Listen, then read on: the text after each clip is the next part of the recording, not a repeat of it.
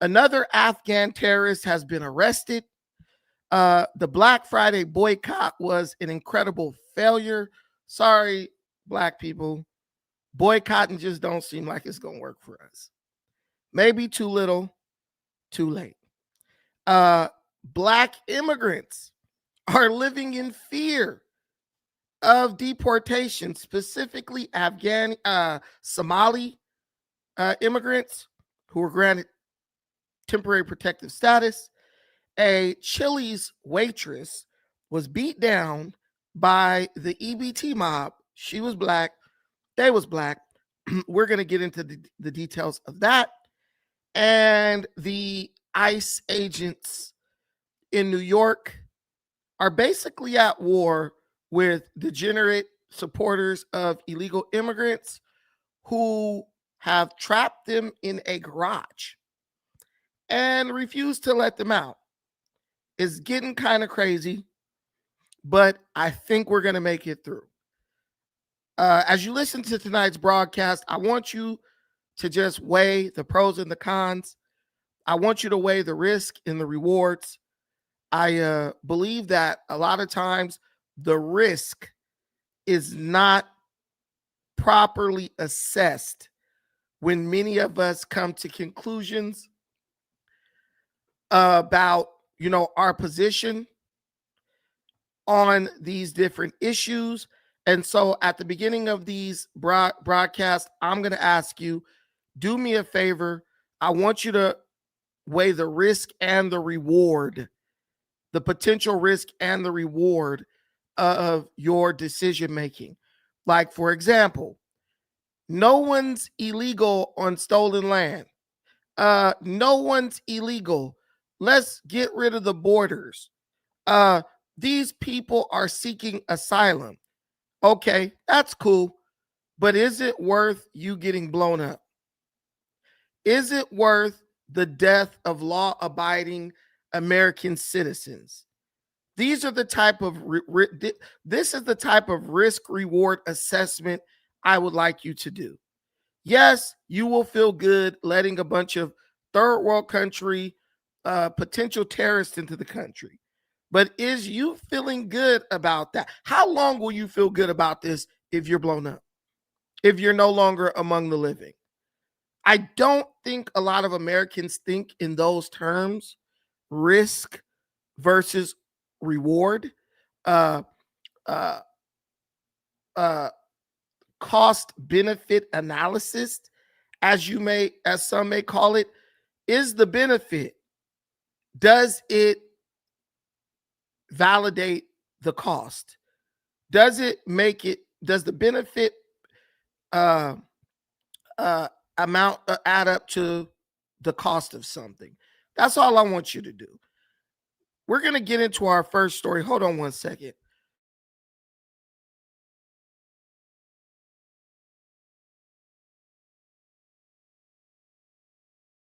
We're going to get into this first story about this Afghan national who was just arrested for making a bomb threat. He was on TikTok and basically got on TikTok and was like, he's going to blow something up in the Dallas-Fort Worth area. Doing this purposely just 2 days after an Afghan national was arrested for an ambush attack against 2 National Guard members. I don't know about you guys, but I am pretty much convinced that there are sleeper cells in this country. I believe that when Joe Biden allowed thousands of Afghani asylum seekers to come into the United States of America unvetted, I believe that sleeper cells entered into this country. People are going to say, oh, but Brandon, he worked with the CIA in Afghanistan. Yeah, so did the Afghani pilot who worked with the United States Armed Forces in Afghanistan and then walked into a airport in Kabul and blew everybody up. These guys, I don't know what's going on with them. I don't know if maybe the Taliban or other terrorist groups might be able to like get a hold to their families or what. These guys are untrustworthy. They might be your friend on Monday, and by Thursday, they are blowing you up. But I want you to do that cost benefit analysis. Yes, you get to feel good about protecting our so-called allies, but is your good feeling worth your life? Is it worth the life of your children? Is it worth the lives of law-abiding American citizens? My answer is no, not even in the slightest. If we have to offend a couple of Afghani people to keep our country safe, well, let them be offended. I'm not losing any sleep at night over that. Let's tap in. We do want to continue with our top stories that we're following here. We want to bring you a bit of breaking news. I'm putting this up on your screen. It's from Brooke Taylor with Fox News, saying exclusive. An Afghan national was arrested on Tuesday after posting a video of himself on TikTok, indicating that he was building a bomb with an intended target of the Fort Worth area there in Texas. This is all according to the Department of Homeland Security. I want to put up some video that we have there of that suspect in full there on your screen. But we do know that court records are showing that the man is now being charged with making a terroristic threat at the state level. He came into the U.S. as a part of the Biden administration's Operation Allies Welcome, just like the D.C. shooting suspect. On September 7th of 2022, he was admitted as a lawful permanent resident. ICE has currently lodged a detainer on him. Once again, that is the current update that we have there from Fox News. Is Brooke Taylor, with them now reporting there that the Afghan national was charging Fort Worth, Texas, has now been arrested, according to the Department of Homeland Security. I do want to also show you this live look that we have there in Dallas, in Fort Worth area, there in Texas. If we get any other updates or details, we'll certainly make sure to bring them to you here on Live Now from Fox. Okay, so we have another lunatic who was on TikTok saying he was going to make a bomb and blow something up in the Dallas-Fort Worth area. I believe when you fly into Texas, that's where most people fly into, Dallas-Fort Worth. So it could have been the airport. It could have been a major city center. It could have been a business. We don't know. But what we know is that 2 Afghani terrorists arrested in 2 days, in less than a week. 2 Afghani terrorists arrested in less than 2 weeks, in less than a week. My question to these people who protest to keep these people here, what is it going to take for you to accept the fact that the president you voted for, Joseph Robinette Biden, clearly wasn't even at the wheel? And because he wasn't even at the wheel, he was asleep at the wheel. But I don't even think he was at the wheel. Many people, many dangerous people were admitted into this country. People who want to hurt Americans. They don't care if you're a liberal. They don't care if you're a conservative. They don't care if you're a Republican. They don't care if you're a Democrat. They just want to hurt Americans. So for my people who find themselves on the other side of the aisle in moments like these, I don't need you to think as a liberal. I don't need you to think as a blue-haired freak. I don't need you to think as someone whose identity is summed up in their sexual preferences. I need you to just think as an American. You don't benefit at all from dying at the hands of a bloodthirsty terrorist. You can't live to fight for the things you believe in. You can't even live to benefit from the things that you're fighting for if you die. A lot of people, they only support this garbage because they don't want to admit that they were wrong. And it is getting dangerous. These people, these terrorists, these degenerate murderers, they don't care about the stuff that you care about. They're not worried about what's right and what's wrong. In their mind, they have been given a divine mandate. They've received a divine mandate telling them, divine order, telling them that they are righteous in the slaughter of infidels. How do you continue to go into the street and fight the men and women that keep us safe, to keep people in the country who want to do us harm? I don't understand it. You're watching the news, you're watching the mainstream media, you know what's going on, you know that this is real and this is happening. But instead, you choose to just be willfully obtuse, pretend like you don't see it, try to rationalize it based on, oh, well, this is what the other guy is doing. And what I'm telling you is there's no way you can argue effectively enough for me to say, you know what,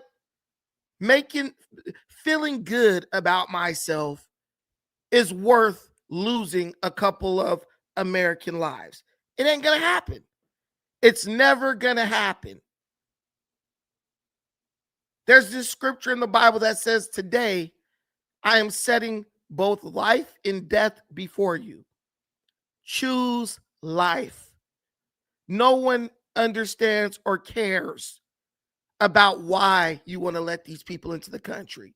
All they know is that if you fight to bring these people and keep these people in our country, you are just as much a threat to our safety as they are. And something has to be done. These people don't love America. They don't love what you love. They don't care about what you care about. They only care about one thing: slaughtering America in the name of Islamic jihad. Even when they come in legally, like the Somalians, all they do is complain about America. They don't want to stay where they're from. They want to come into America, but when they get here, all they do is complain non-stop. You would think they were coming from the premier country on earth. Like they were staying at a 5-star hotel and someone bumped them down to 1 star, the way they complain. But the reason they do that is because they are showing their loyalty to the terrorist groups that they support where they are. We over here in America enjoying the fruits of the land, but we gonna act like we don't like it so we can stay down with the caliphate. Nah, man, hell no. We ain't doing that. These dudes gotta go. Get them out, vet them. Don't vet them. Don't never let them back in. But they gotta go.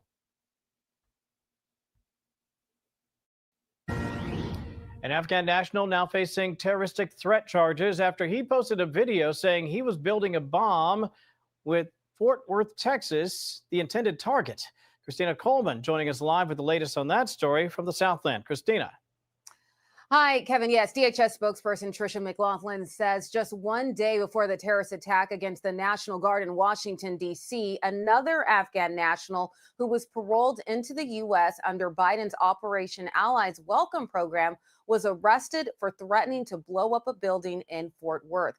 Authorities identified the suspect as Mohammed Dawood Alakoze. DHS says he's accused of posting a video of himself on TikTok indicating he was building a bomb intended for the Fort Worth area. Fox News' Brooke Taylor reports that he was arrested on Tuesday by the Texas Department of Public Safety and FBI in a coordinated law enforcement effort. Alakoze was paroled into the U.S. in September of 2022. He had been admitted as a lawful permanent resident. Also this week, President Trump called for a reform of the country's immigration vetting process following the attack on the National Guard troops on Wednesday, which involved a suspect who was also paroled into the U.S. under Biden's Operation Allies Welcome program. Look, this is how they come in. This is how they're standing on top of each other, and that's an airplane. There was no vetting or anything. Now, DHS says about 85,000 Afghans settled into the U.S. under Biden's Welcome Allies program. Sean Van Driver, the president of Afghan EVAC, says vetting was conducted, but again, a review of the vetting process will take place. Now, as for the suspect in Fort Worth, ICE has lodged a detainee on him, and he was charged at the state level with making a terroristic threat. Kevin? Hey everyone, I'm Emily Campagno. Catch me and my co-hosts Harris Faulkner and Kaylee McEnany on Outnumbered every weekday at 12 p.m. Eastern, or set your DVR. Also, don't forget to subscribe to the Fox News YouTube page for daily highlights. I'm telling you right now, there was no vetting taking place. I remember when they were doing commercials, towns in the Midwest were doing commercials to get the people of those towns to accept the illegal immigrants that were being brought in by the boatload, basically, by Joe Biden. They were literally trying to get people more comfortable.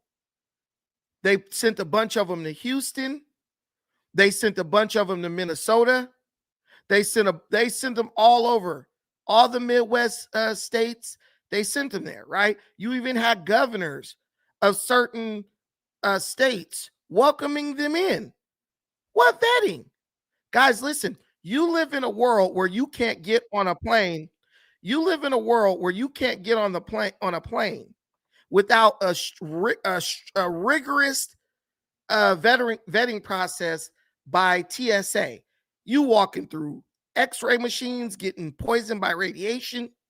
They'll pat you down. You got to put all your luggage through X-ray scanners. And if you come from a country in Africa, they make you do that like 2 or 3 times. You go through the first X-ray machine and they scan you. Then you go upstairs and they scan you again. Then they scan you again.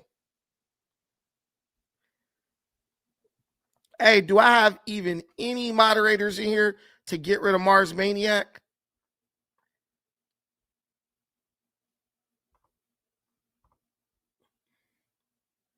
Anyway, so you have to go through that as an American citizen just to go from California to Las Vegas or California to Chicago.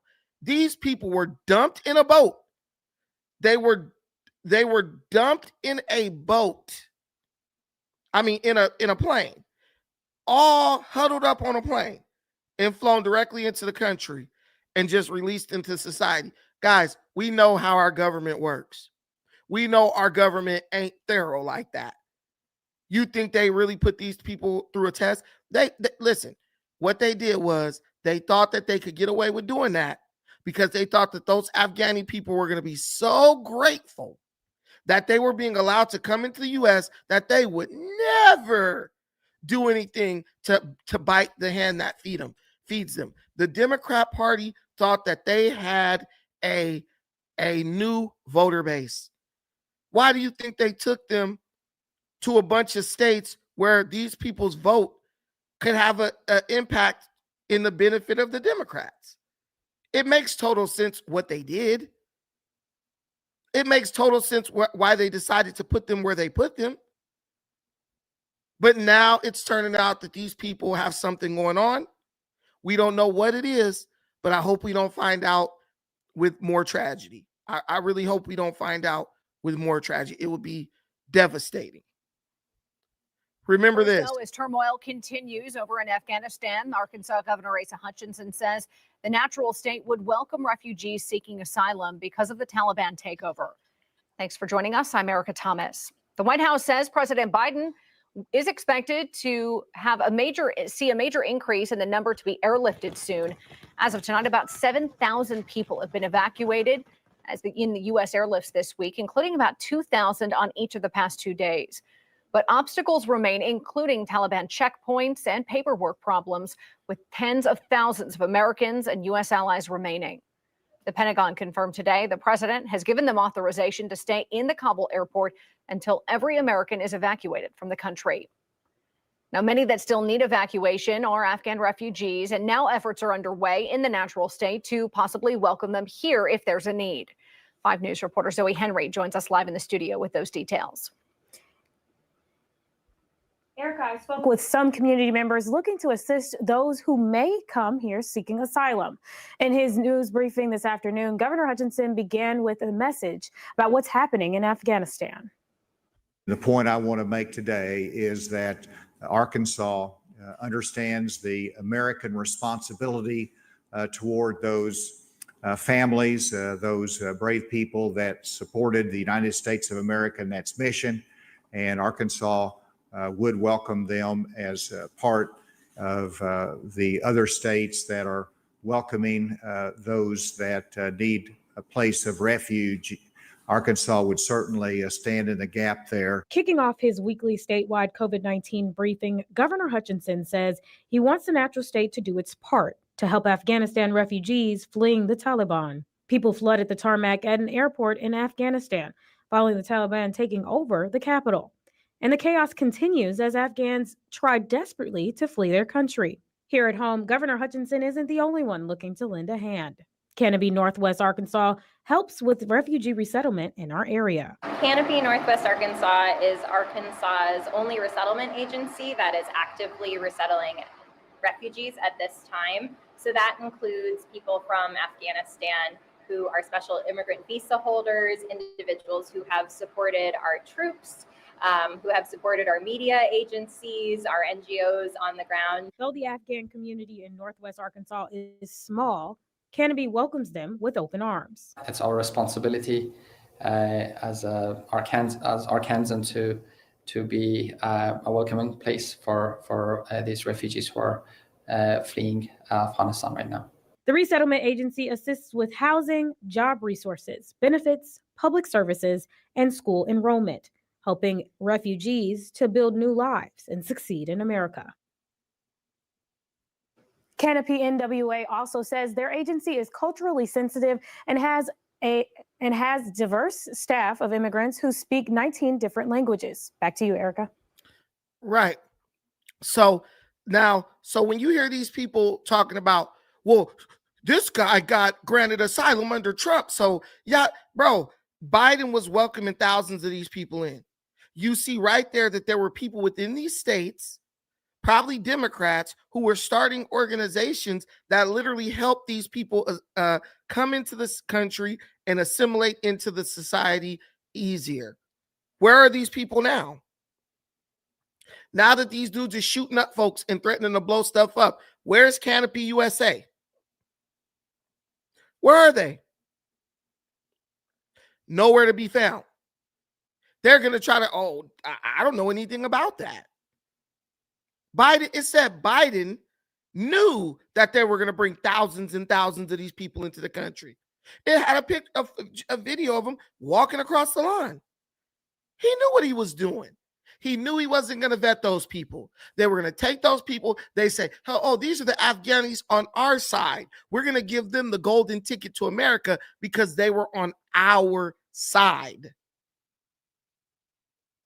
Now, it's not something that Biden did. It's something that Trump did. They'll never stop hating America. And even if they love America, there's probably somebody over there in that country with one of their damn relatives hostage saying, if you don't do this attack, your whole family is gone. Because the way it looked when they were jumping on those planes, they were jumping on the landing gear, trying to get crushed as they got lifted into the plane. Those people weren't worried about making sure their whole family got on. They were just thinking about themselves. But you constantly hear people talking about who's under attack, right? Constantly talking about the government is doing something bad. Oh, this is wrong morally, right?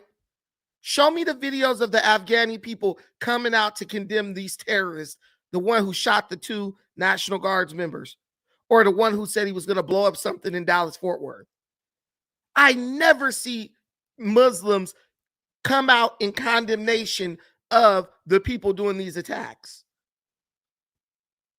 It's like either they're making an excuse for it or they're just not saying anything at all. I never see it. They're still not condemning the attacks. Have you seen Ilhan Omar come out in condemnation of the man who just shot these 2 National Guard members? Let me look. I'll look for us all. I'll go to Google. Let's see. Ilhan Omar condemns DC shooter.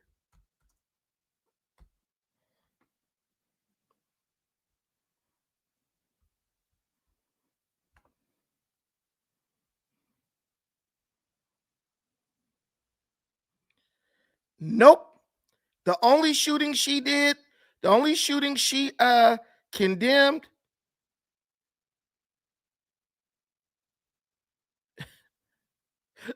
Listen, I'm gonna show you guys so you can see. So I looked this up. I typed in Ilhan Omar to give her a fair shake. I typed in Ilhan Omar condemns DC shooter.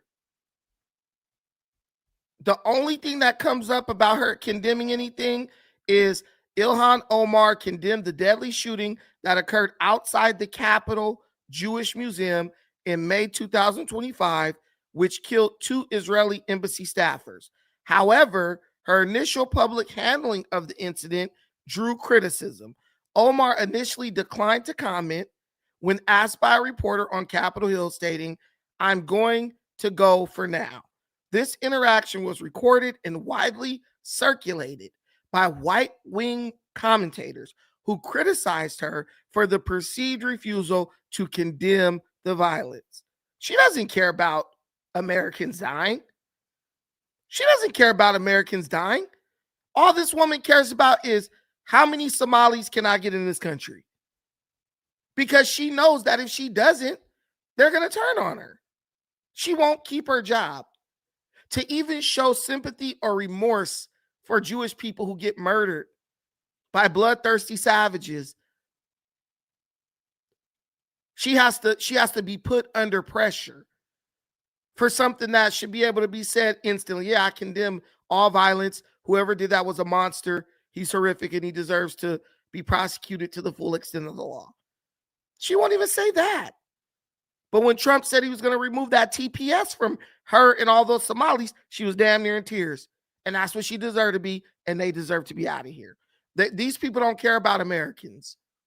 And when I'm telling you, when I say Americans, I don't just mean white Americans or black Americans. They don't even care about each other.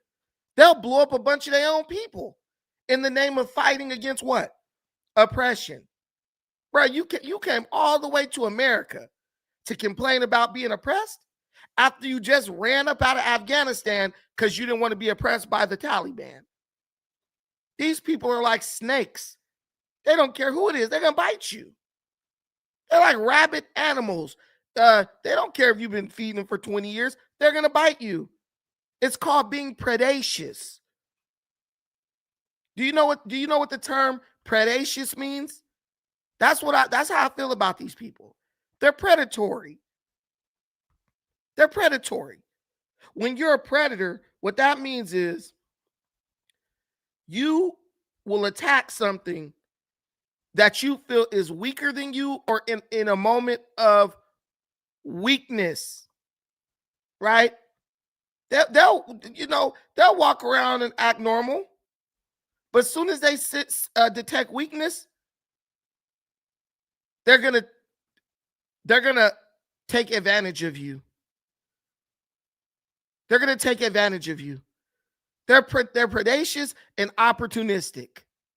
And if you want to live in a country filled with people like that, nah, bruh. I ain't doing it. You go over there and hang out with them. I'm not doing that.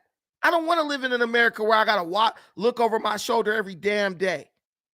I don't want to live in an America where I see somebody who look a certain way and I got to be worried about whether they're out here trying to, do me dirty. I don't want to, I grew up like that to an extent. But at least the gang members go kill people in the hood. These fools is going into places where there's families. That guy, I don't know if you guys caught this, That guy who shot those National Guard members, that guy shot them when there was a big ass crowd of little elementary school children right in the vicinity. Understand that. He didn't care. He didn't care. Oh, these are kids. Let me chill for a second. They don't care. You are guilty of caring about a bunch of people who don't care about you. They're here to get what they could get for as long as they can get it. As soon as the money run out or we stop giving it to them, they gone or they're gonna start kicking up dust.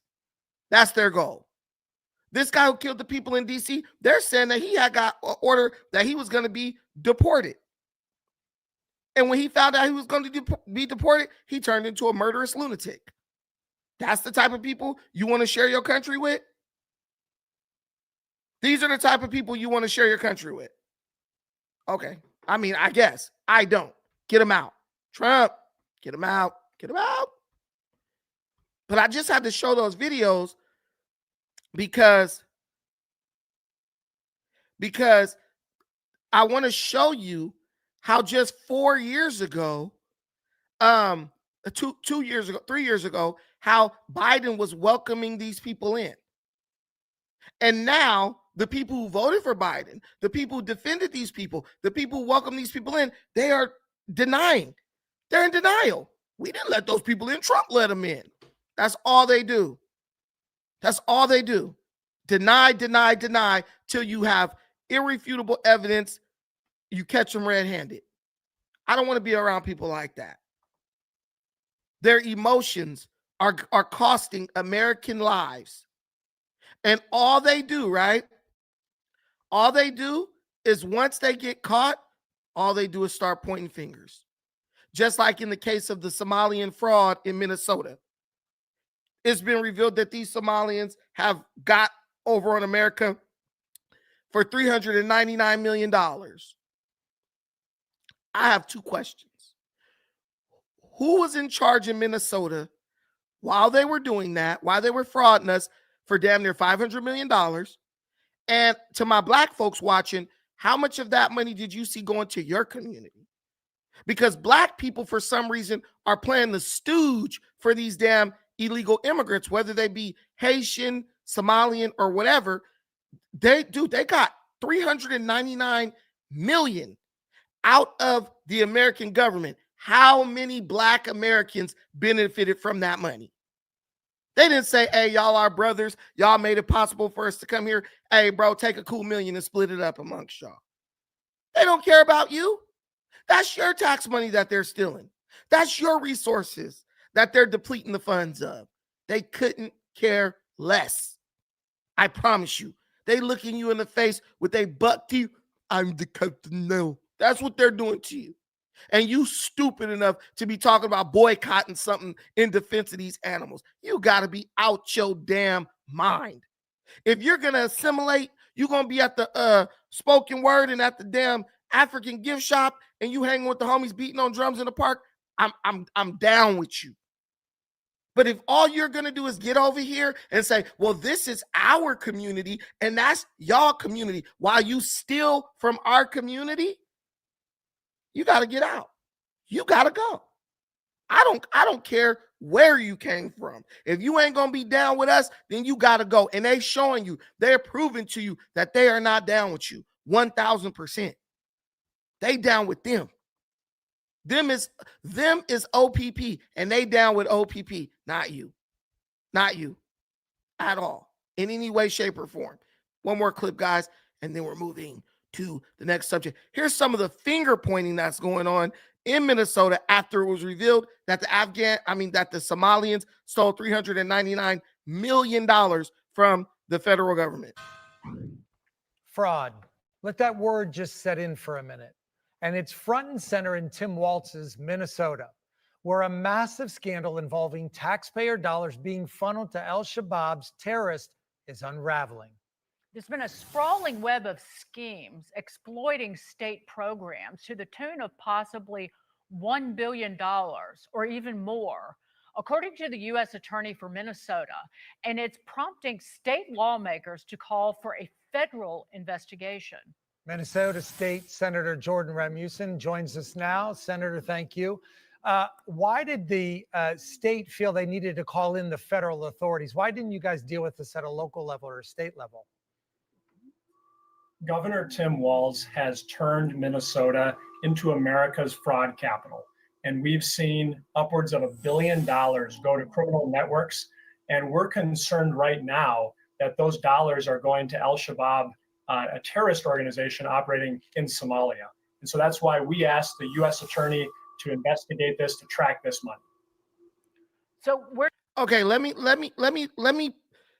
put y'all up on some game real quick. There is a reason why Kamala Harris chose Tim Walz to be her running mate. Kamala Harris needed somebody who was cool with being silent and helping to cover up massive fraud. All that money that she's receiving from those drug cartels, all the money she's receiving from these different private interests that she's getting paid for selling out America and letting 20 million illegal immigrants cross the border, that's massive fraud, right?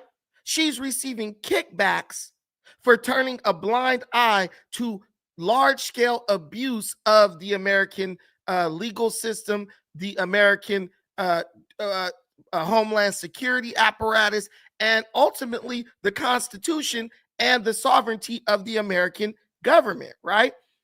You need people whose conscience is already so fried, they don't care how big the fraud is. They're just going to get out, smile, laugh, act goofy, try to win people over, you know, through minstrel type acts, make people love them. Oh, that's old coach over there. And yeah, well, like I told my boys when I was coaching football, they're going to try to connect with the American people like a true con artist. That's what a con artist does. Somebody like Tariq Nasheed, what they do is they try to connect with you before they con you. I remember I was talking about con artists a lot. I was reading books, articles about how con artists like trick people, right? And the number one thing that a con artist tries to do before they scam you and while they're scamming you is they try to connect with you on something other than what they're attempting to con you on, right? So one guy who gave a testimony in the book, he said, look, he said, he was like, one of the ways I would pick my targets to con, he said, I would look for people wearing sports attire. You have a Raiders shirt or a 49ers or a Cowboys shirt or a Pittsburgh Steelers jersey.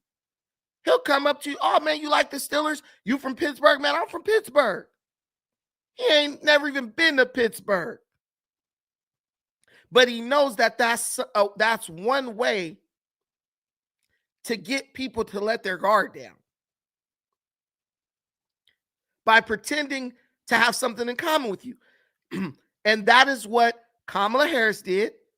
That was the whole thing where she pretended to be black. Yeah, let me get down with the brothers.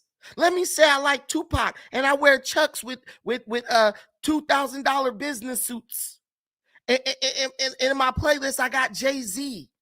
And I cook collard greens and wash them in the bathtub. That was her trying to connect with you to get you to lower your guard down. So when she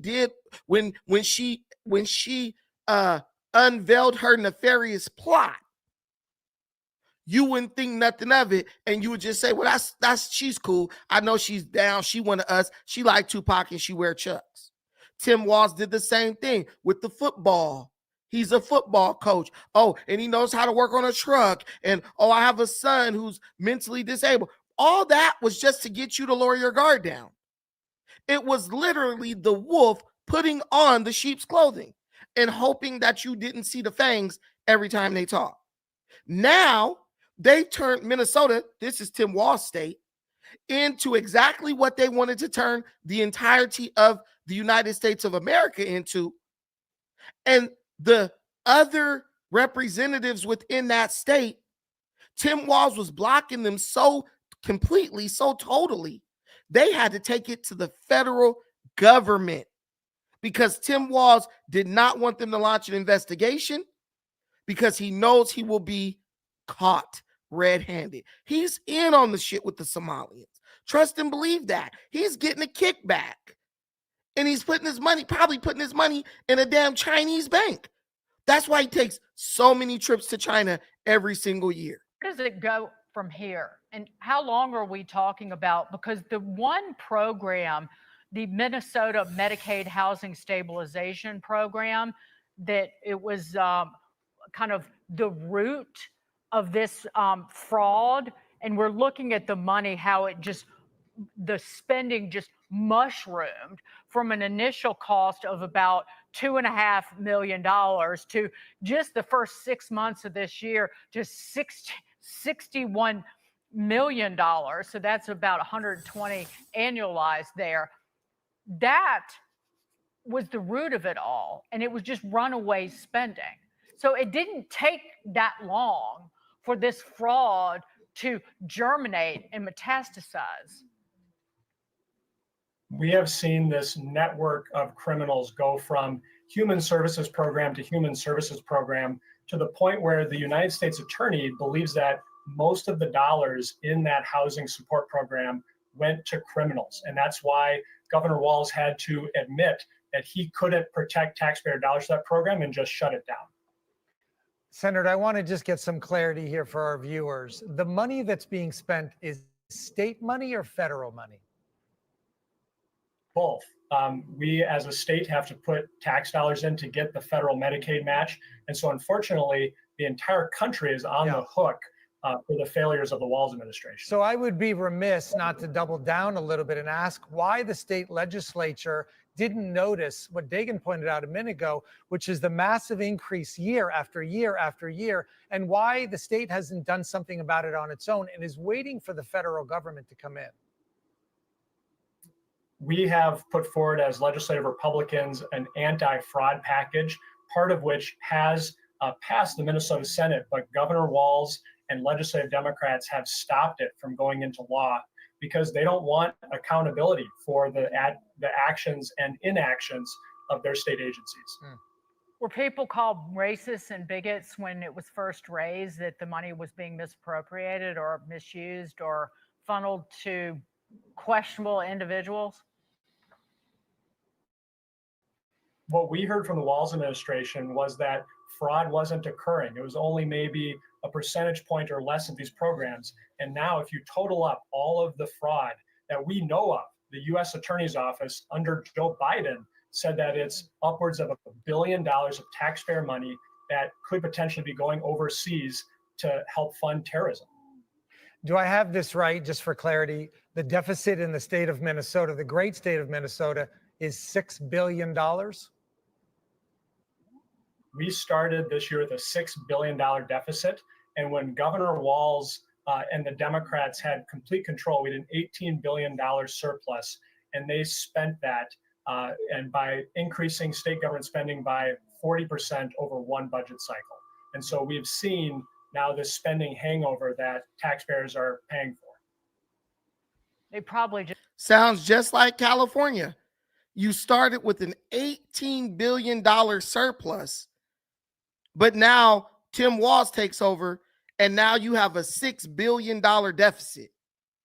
They're paying. Listen, they can't send the money directly to their bank account. They'll get caught.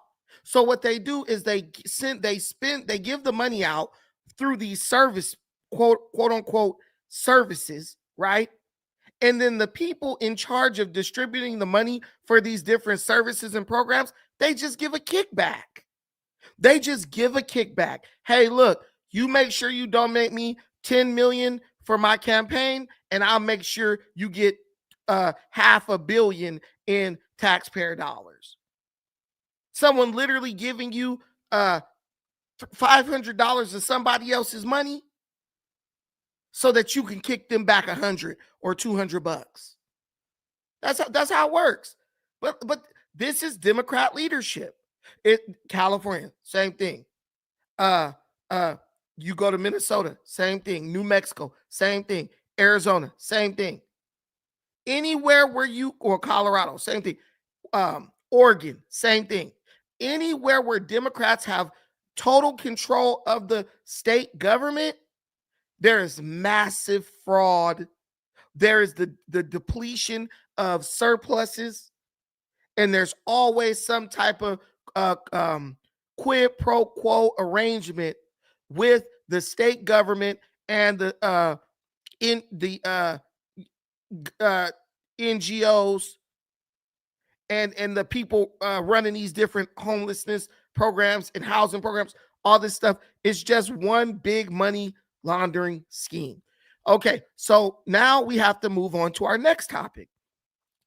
There was supposed to be a humongous boycott of Black Friday, right? There was supposed to be a shutdown of the United States economic system. Don't go out, don't buy, make them suffer, make them pay for wanting to get immigrants out the country, make them pay for wanting to keep our children safe, make them pay for wanting Americans to be able to prosper and thrive. Make them pay. That's what these boycotts boil down to. Let's make them suffer because they don't want to create the hellish utopia that we think we're going to have by just saying, F it, let everybody do whatever they want to do whenever they want to do it. Whatever they want to do whenever they want to do it. But I don't know if it turned out the way they thought it would. I'm going to play a little clip here, and you tell me what you think. That Black Friday is going to be an absolute bust this year. The blackout boycott is working. I am frothing at the mouth, waiting for the reports that Black Friday was a consumer flop. That people didn't really go and say, yeah, I know there are always people who wait, but I cannot wait to see that Black Friday, Cyber Monday is and that people are actually not spending money. Expensive to give many gifts this holiday season. Well, one, because people can't afford it. And I'm not happy that people can't afford it, but I'm greedily awaiting the reports when these corporations get majority of money at the end of the year. And they plan for it like a year in advance. They project it when it just doesn't happen. Several days later.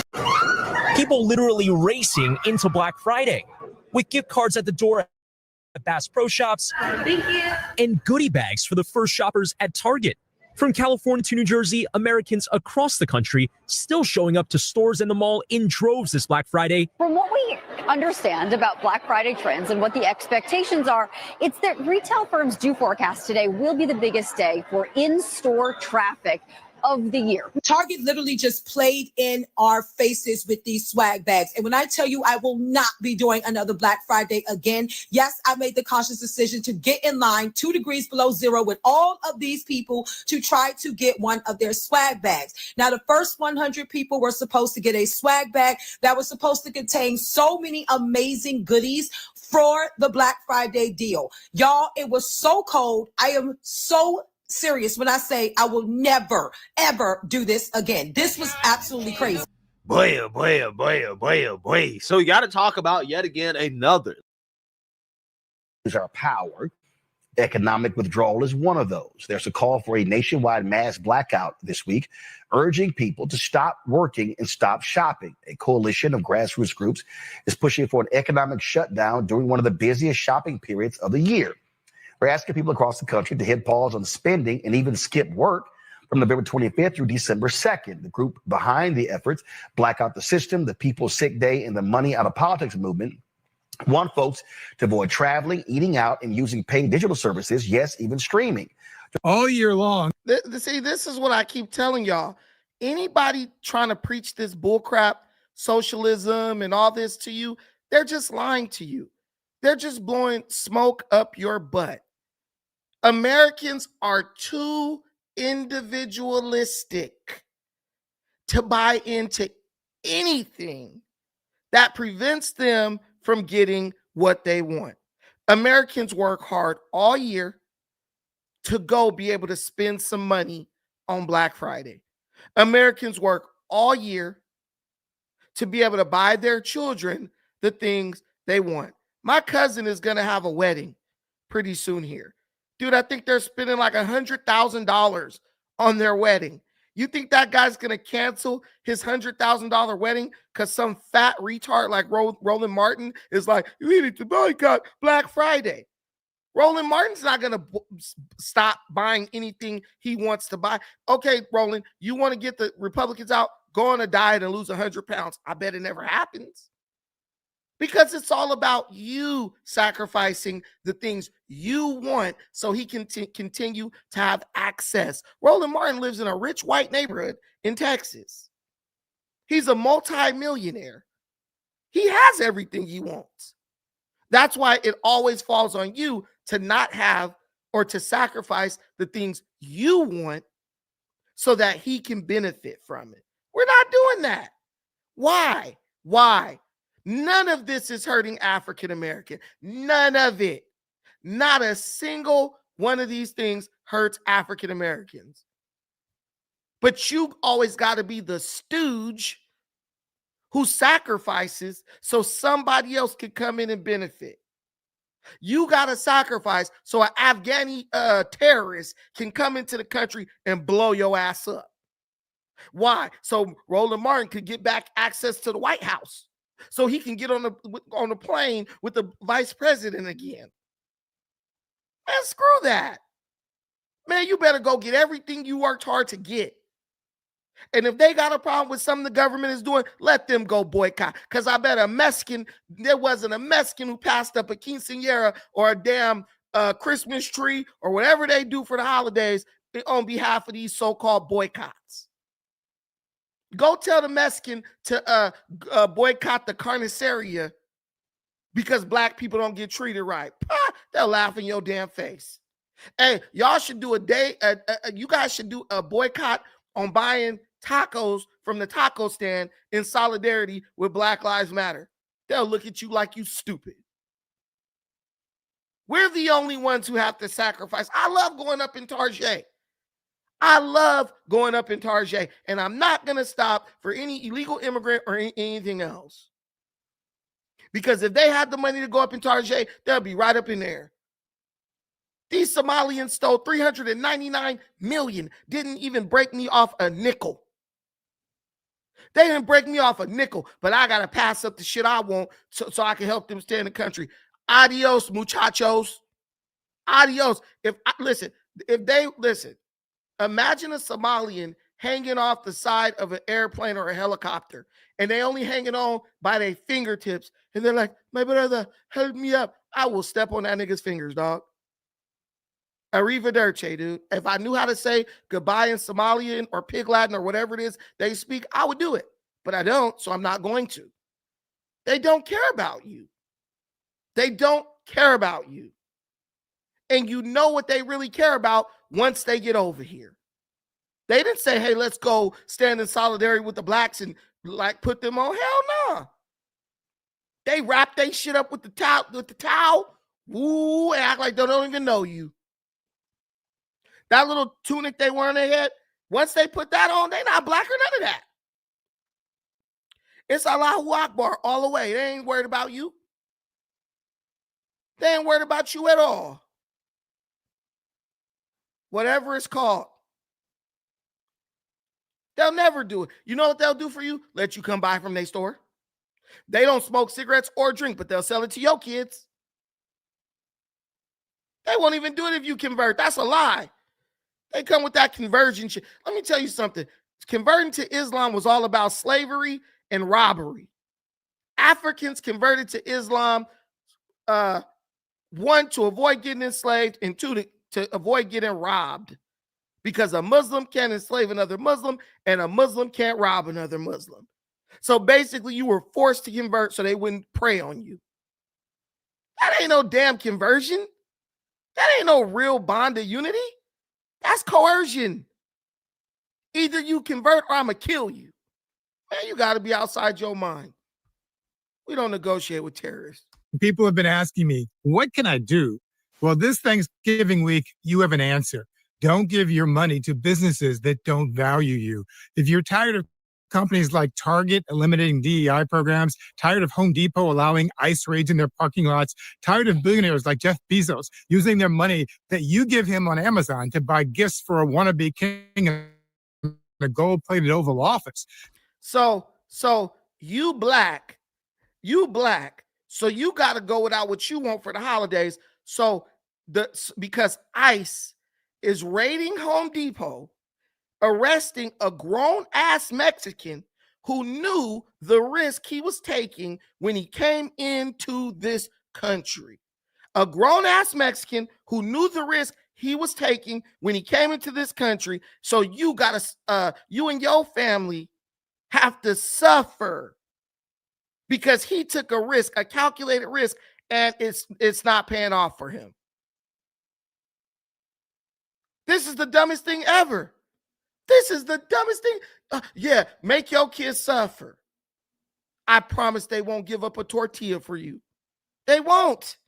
They won't. At least the Asians took the MSG out their food to keep your blood pressure down. These other groups won't do nothing for you. They won't. But nobody wants to listen to me. Nobody wants to listen to me. I'm going to call.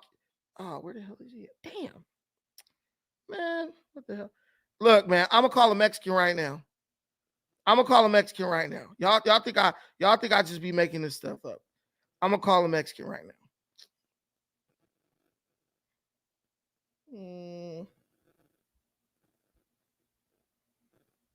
Let's see if he pick up. He probably watching the show. Brandon's always talking about us.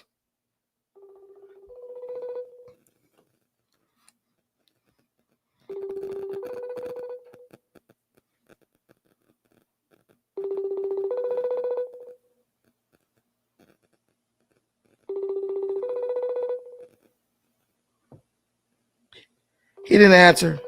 He must be busy picking strawberries or something like that. But he'll probably call me back. But look, guys, I'm just telling you, it's stupid. It's idiotic. It's always Black America making the sacrifice every single time. What has anyone else sacrificed? What has anyone else sacrificed for Black America? Please tell me. The only people I can honestly say ever really sacrificed anything for us was those white folks who died in the Civil War. That's about it. Oh, he called back. Hey, yo. Hey. I need to ask you a quick question. What up? Okay. Right now, but what's up? Look, real quick. If Mexican people were asked to stop eating tacos for a day to save the life of 100 Black people, do you think they'll do it? Are you on live right now? Yes. Oh my God. Do I think I think it depends on who you ask. If you ask someone like me, hell yeah. If you ask No, collectively. I'm saying if you was like, hey, if one Mexican eats a taco today, 100 Black people die. Do you think you can convince every Mexican to not eat a taco? I don't think you can really do that. I don't think you can do that with Black people either, though. No. Not every Black person thinks the same. But here's the thing. Only Black people are asked to make large-scale sacrifices for other groups of people. Am I right or am I wrong? Are you on your FBA shit right now? No, listen. Black people are always asked to boycott in protest of how other groups are getting treated. Am I right or am I wrong? I believe you're right. You guys are oppressed. No. When you guys are oppressed, we're urged to vote to boycott in protest. Okay. Hold on. Let me call you back in a little bit. I'm actually down to talk to you about this other, but I gotta go. Okay. Look, I'm telling you the truth. It's the truth. It's the truth. I have never seen any other group of people on earth be asked to protest or do anything in favor of Black folks. Now, protesting is one thing. You go out there, walk around, it's a party. But I'm talking about make a real sacrifice. I'm talking about make a real sacrifice.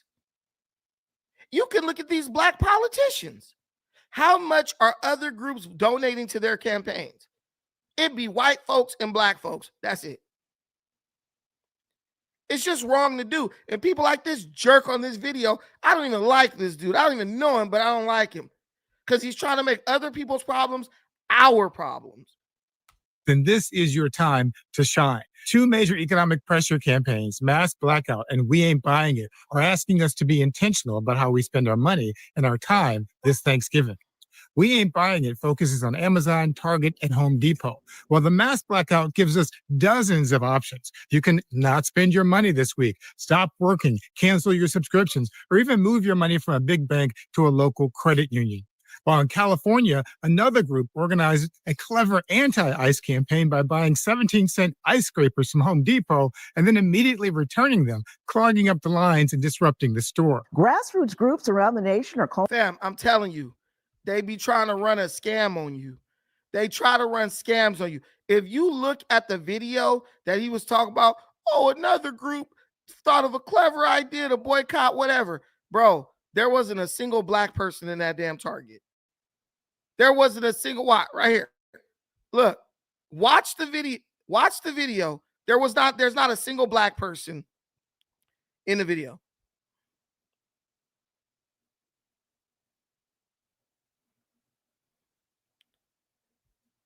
Those are not black people. Why is that dude trying to make a bunch of black people went and we ain't going to no damn Home Depot for nobody. But what I'm saying is the audacity of them even asking you. How many boycotts have we had this year alone? How many boycotts have we had this year alone, y'all? Pretty soon you ain't going to be able to buy nothing. They're going to be like, hey, go blow yourself up to prove that you stand in solidarity with the illegal criminal alien migrants. What? Listen. They'll do everything. Let me tell you this. I want y'all to listen very closely to this. They will ask every black person to do all types of shit to prove we are in solidarity with the illegal criminal alien migrants. But they will never ask the criminal illegal alien migrants to take their asses back across the border to where they came from so nobody has to do anything. Why don't they ever think of, why don't you just go home? Why? Remember on Urkel? Remember on Family Matters? Remember that? Remember Steve? He used to say, I don't have to take this. I'm going home. Home is still an option. Leaving is an option. As a matter of fact, the United States will pay you to go. Why is leaving never an option? You got a problem with the United States. Why don't you protest with your feet? That's what I do. If I have a problem with a business or something, I don't say anything. I just leave and never come back. Why is that never an option? Why do black people gotta walk across hot coals and dance on glass to show the government that you need to be here, but you're never asked, or it's never even suggested or entertained the idea that you could just walk back across the border, dude. There's something to that. Depot and then immediately returning them, clogging up the lines and disrupting the store. Grassroots groups around the nation are calling on shoppers to boycott big box stores they say have given in to President Donald Trump and given up on promises to support diversity, equity, and inclusion. They are urging consumers to avoid the retail giants and spend at local independent businesses. Fox 5's Chris King is live in Stonecrest tonight, where a local pastor, Chris, is leading the charge.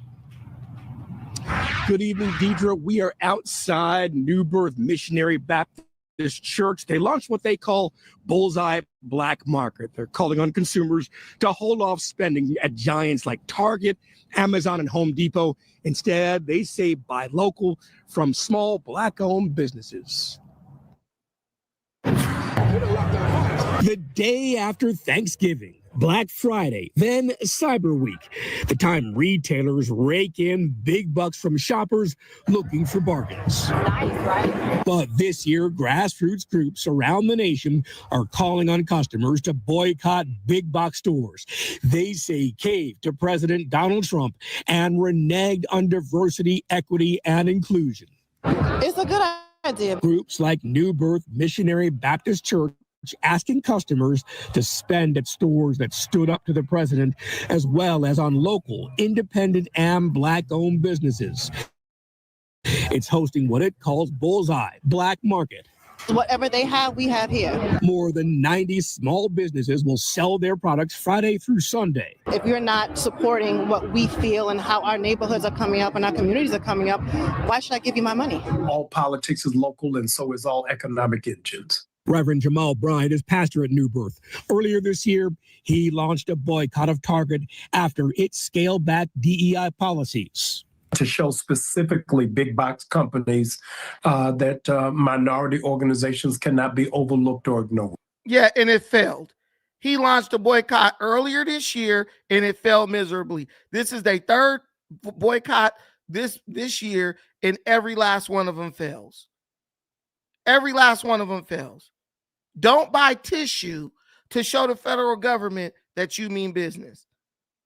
All you're going to end up with is a dirty ass, because the federal government is not a privately owned business, and you not buying from those businesses don't impact them at all. Do y'all remember Fedco? Y'all remember that? Fedco. Y'all remember that? Y'all remember Hometown Buffet? Do y'all remember that? Y'all remember Big Lots? Do y'all remember that? Do you remember what's the one? What's it called? It wasn't Whole Foods. It was the other one where you scan up Fresh and Easy. Y'all remember that? Y'all remember Lucky's? Y'all remember Alpha Beta? Y'all remember Enron? All those companies went out of business. They all went out of business. Did that stop the federal government from running? Bigger companies than those went out of business. Did that stop the government? Kmart went out of business. Did that stop the government from running? You boycotting a department store is not hurting the government. Now, I'll tell you, it might save you a little pocket change, but you boycotting the grocery store is not saving you. It's not doing anything for them, to them. And then you go, okay, don't shop at Target, but you at Kohl's doing the same shit. Don't shop at Target, but you at Walmart buying it's stupid. That's the beauty of a free market economy. That's the beauty of it. You can't hurt it by just withdrawing your money from one place, because there's 15 other places that will pop up to replace that one place. That's the beauty of capitalism. But these guys are just idiots. That's why they keep trying the same tactics that ain't never gonna work, inconveniencing folks, pissing people off, making people's lives uncomfortable, all for nothing. It's all for nothing. And guess what? They'll keep doing it because you're dumb enough to keep thinking that it means something. You go, exactly. Why don't they boycott the weed dispensaries? Let's see how that works. You really want to show somebody, stop lining up at the weed dispensary to buy weed, because that's the number one thing Black folks be buying. Why don't you boycott the liquor store? It's always the last few good people left who got to make all the sacrifices to save the degenerates, and I'm sick of it. I'm absolutely sick of it. I'm tired of it. They always coming. They're always coming for regular, law-abiding people. This is all they do. It's none of this is going to affect these companies. I'm sorry to tell you. None of it.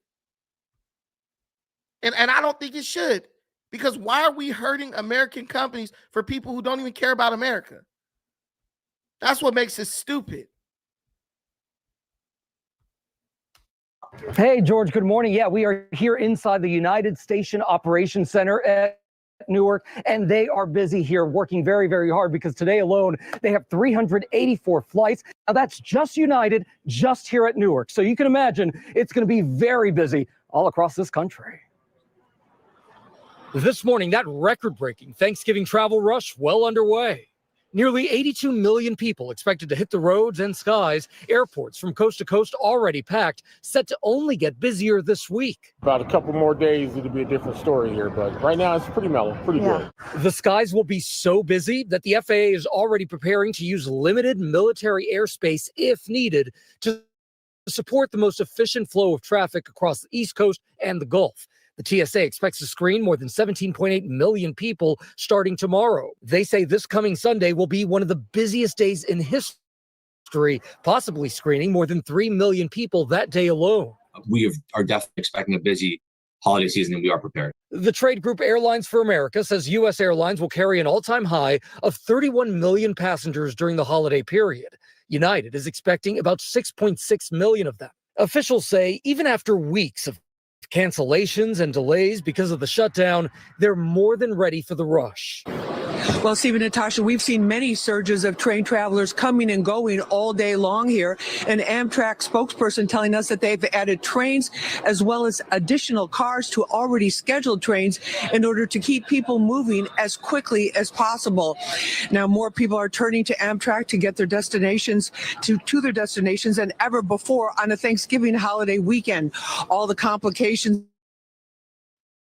and delays with air travel, the numbers hitting the roads and clogging highways are reasons more traffic on a Thanksgiving holiday weekend. Hey, she was cute. Jesus. Hey, y'all might have to go. Y'all might have to go catch the train to Amtrak to get their destinations hey, this girl was to their cute. destinations and right there, her right there. Hey, y'all might have to go catch the train. They're on the train. This is the train. They got baddies on the train. We need to. They need to do Soul Plane number 2, Soul Train. But I stopped it right there, so y'all can get the visuals, whatever. But what the whole point to this is this: everybody's spending record money. The economy is doing so bad that you had $12 billion worth of spending yesterday. That's how bad the economy is doing. Everything these people say is a lie. The reality is Trump has reduced inflation. And the money that people saved from inflation being reduced, they are now using for shopping and traveling. That's what it all boils down to. Multi-millionaires telling you, yeah, boycott these stores while we spend $20,000 for Thanksgiving. Boycott these stores while we go spend $100,000 on Christmas. Yeah, boycott Amazon. Just dumb. Who are you really hurting? You boycott Amazon. Amazon does layoffs. Hundreds of thousands of Americans lose their jobs. Once again, like I keep telling you guys, hurting Americans, all in the name of illegal, criminal, alien migrants. Hurting Americans, all in the name of criminal, illegal, alien migrants, y'all. Those people who work at Amazon are American citizens, taxpayers. Let's screw them over so we can help someone who illegally came into this country or legally came into this country to rob us blind. Hurt American citizens to help legal asylum seekers who stole $400 million. Now they saying it was up to $1 billion. I'm just thinking. They stole up to $1 billion. Game recognized game, you're wrong. Was it Black Friday isn't even a global thing. Anyway, let me stop entertaining that nonsense. Listen, hurt American citizens to protect illegal alien criminals and legal asylum seekers who robbed America for $1 billion through scams. You couldn't make this up in a movie. But when all you're thinking about when you're choosing leadership is red or blue, I got to choose blue because that's my team. You screwing yourself over. You're just screwing yourselves over. Guys, do me a favor. Please hit the like button. If you're already here, let's hit the like button. Get the likes up. Please share the content if you have not already. And please help us reach our goal of $5 super chats. Let's do it. $5 super chats. We already got one in the chamber. You can contribute via super chat, bottom right-hand corner, or Cash App, which is pinned to the top of the chat. Let me make sure I'm not missing nobody real quick. We already one down, 4 more to go. Let's get cracking. Thank y'all so much in advance. Yeah, so I'm not down with that, but I think you guys all know that. Bye, cutie. Let's move to our next topic, which is a Chili's worker was jumped by a bunch of bums, by a bunch of EBT recipients. They jumped on this Chili's hostess for no reason.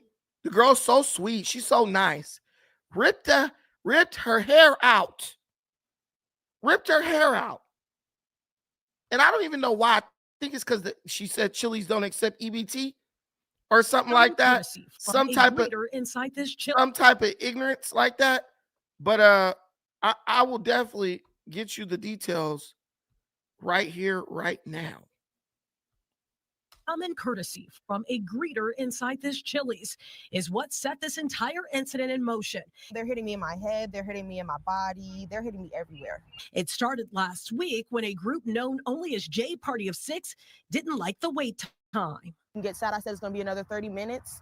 They were upset. They started yelling. They were like 30 minutes and like just being aggressive. As they walked out, Brianna Drew said the same line she gives every customer. They decided they were going to leave. I was like, all right, you all enjoy the rest of your day. And they assumed that I was being sarcastic and trying to like play with them. But I was just, that's brand standard. But Fox Chicago obtained video showing what happened next. A brutal beating inside the Chili's at Marshville Plaza, located in the 1700 block of West 119th Street. The rest of her party, they came rushing back in the restaurant and they all kind of just attacked me. The 19-year-old single mother was first hit by a woman and then a man joined in. What do you see when you look at this? Chaos. It was a lot. I don't even remember all of this happening. Chicago police were called, but by the time officers arrived, the attackers were gone. The damage, physical and emotional, is not. Because my head was so sore, I couldn't touch it to take out my hair. And then I have more. Oh, no. Back here. Drew has worked at this location for 2 years. She's been off the job for a week, trying to process what happened, and says Chili's needs to add security. I just want to know, how will they move forward? How will they fix that? How will they avoid that happening again? We reached out to Chili's for a comment, and so far, we haven't heard back. As for Drew, she's bruised but not broken. At no point did I threaten anyone. At no point did I say that I was going to do anything. I was quiet. They could have just left, but they came. They all decided to come back in and attack me. And says she did nothing wrong and wants J Party of 6 to be arrested and charged. I can't believe it's something like this happened to me, because if you ask anybody, I'm nice. Everybody says I'm nice. The regulars, they love me.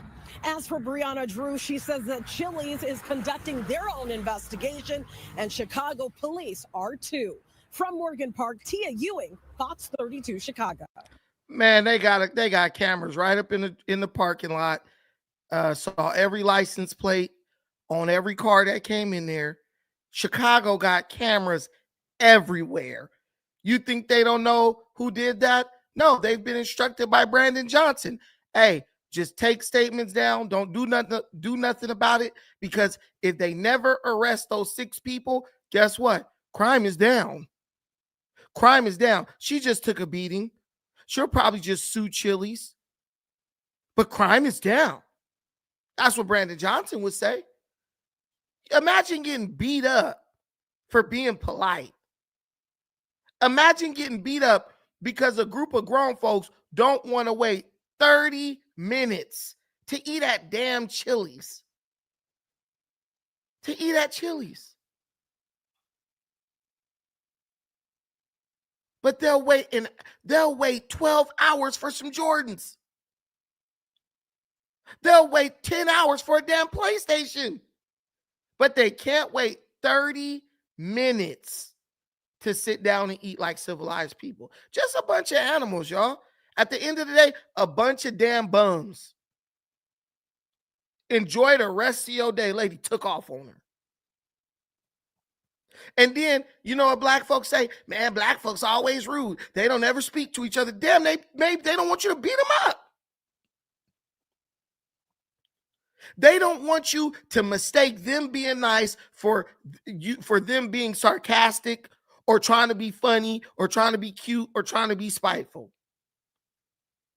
These black waitresses said, when you go sit down at a restaurant,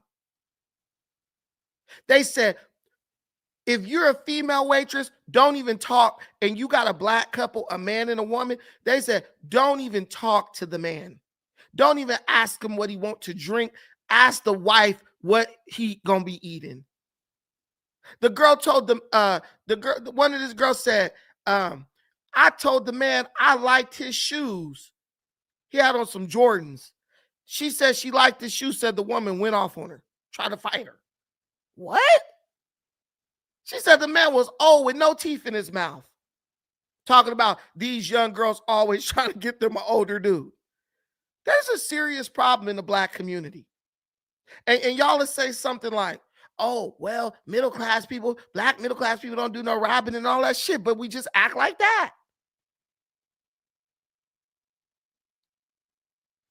It's like all of us got a little bit of thug in us. If we detect someone weaker, we're going to try to prey on them. And it don't get no weaker than somebody on their job where they are at a strategic disadvantage. They don't want to lose their job, so they don't want to act ignorant with you. But what do? Do you say, dang, you know what? I commend this person for just trying to be professional. No, you prey on the person. You try to take it to the next level, push it to the limit. You try to push it to the limit because you know it ain't really nothing they could do about it. And it's going to come back on you. It's going to come back on you. Karma is whooping black people. And we know it. We know it, but we prefer to act, oh, I don't know why this happened. Karma, whooping your ass. But you want to pretend like you don't know what the hell's going on. That's not going to stop it from happening. Because in order for it to change, you have to change. And a lot of us don't want to change. We want to just get hyper emotional, do whatever we want to do, whenever we want to do it, right? We want to do whatever we want to do, whenever we want to do it, and then cry and complain when the consequences come. You got this group of people talking about, yeah, I'm scared of the police. You ain't scared of no damn police. You're vicious. You're animalistic.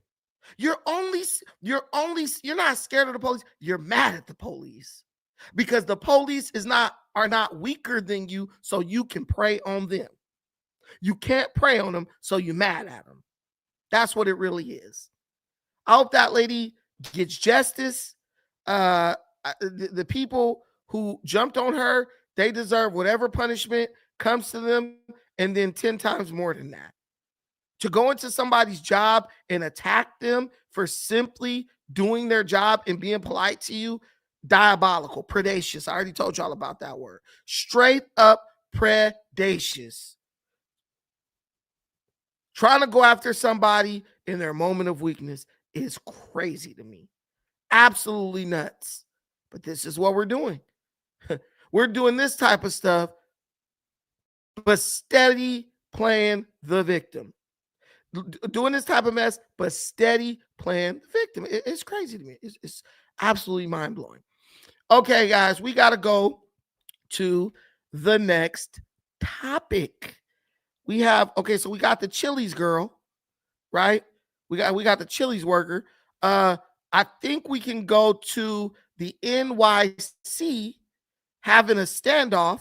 ICE, Department of Homeland Security, having a standoff with protesters in New York who tried to lock them inside of a garage. Have you guys heard about this one? The ICE agents getting locked inside of the garage in New York City. These people are just getting out of line. It's getting out of hand. And I'm telling you, one thing the government is gonna do, they're gonna up the ante. They're gonna up the ante. They're not gonna tolerate this. This stuff is like acts of terrorism, what these people are doing. This is like acts of terrorism, what these people are doing. These people are not innocent. These people are not peaceful. These people are dangerous. 100% dangerous. So here it goes where they blocked the caravan. I want to make sure we got the right. Okay. So it was going down. It was going down in New York today.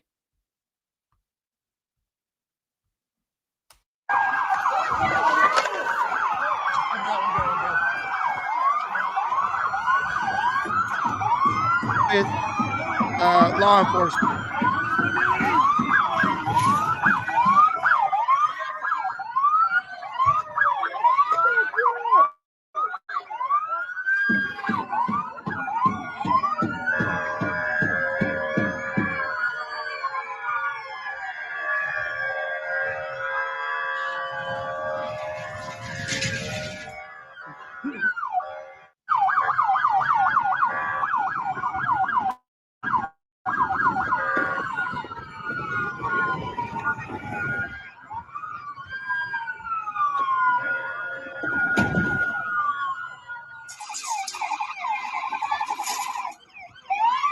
Dang, hey, whoa.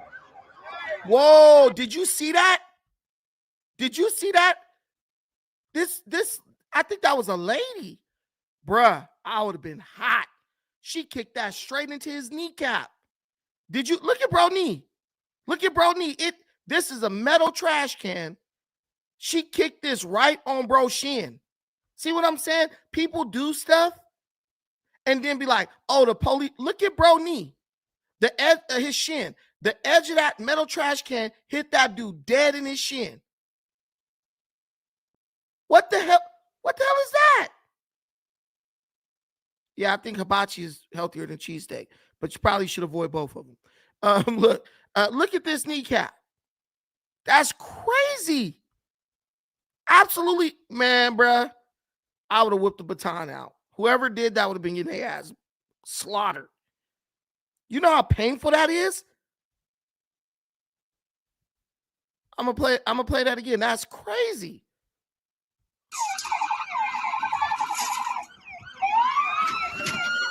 Bruh, that was a female.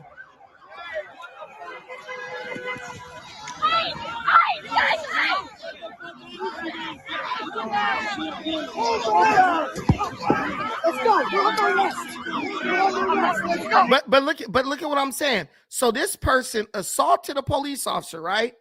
And then the other protesters, they didn't even see what happened. And they go and run and try to jump in and start pulling the cop off and trying to pull the person up so the person can get away. See, when you're doing shit like this, you're asking to get got. You're asking to get got.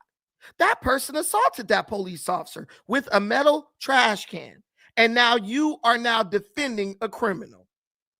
Let's go.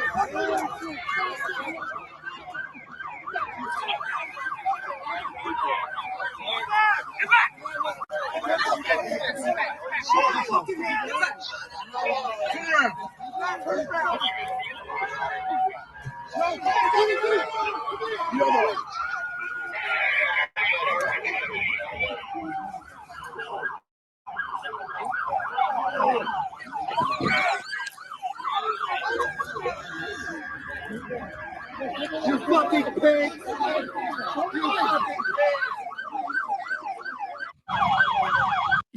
You're attacking them. You're attacking them, but they're the pigs. You're attacking them, but they're the pigs. The cops are just walking doing crowd control. From what I see, they're just doing crowd control. You're the one attacking them, but they're the pigs. At what point do the protesters say, you know, hey, maybe we're the ones that are doing too much? Maybe we shouldn't be attacking police officers.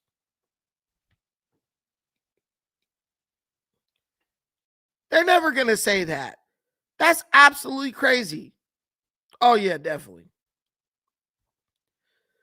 This is not making anyone safer. This is not making anyone safer. This is making the police have an attitude like, we don't give a damn. I'm going to go out to get assaulted and attacked.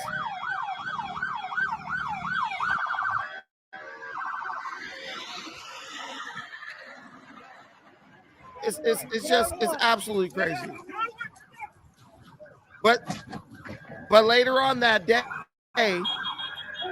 you see what's going on, right? Later on that day, protesters ended up blocking police officers in a garage. This is fucked up. What do you guys think about the ICE arrest? This is fucked up. They're just a bunch of idiots. You guys live in NYC? Yeah.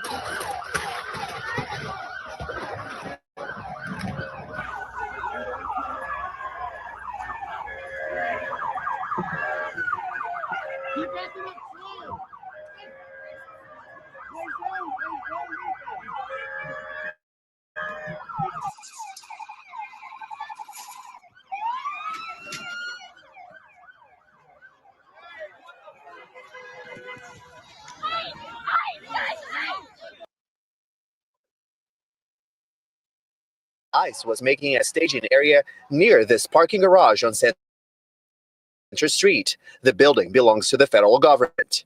New Yorkers have been creating channels of communication so that if and when there are ICE raids, small or large, people in the community can come out and force to stand up against ICE. NYPD officers then blocked the entrance from both sides. The protest comes just weeks after a major ICE operation near Canal Street. Back then, several protesters and undocumented immigrants were detained.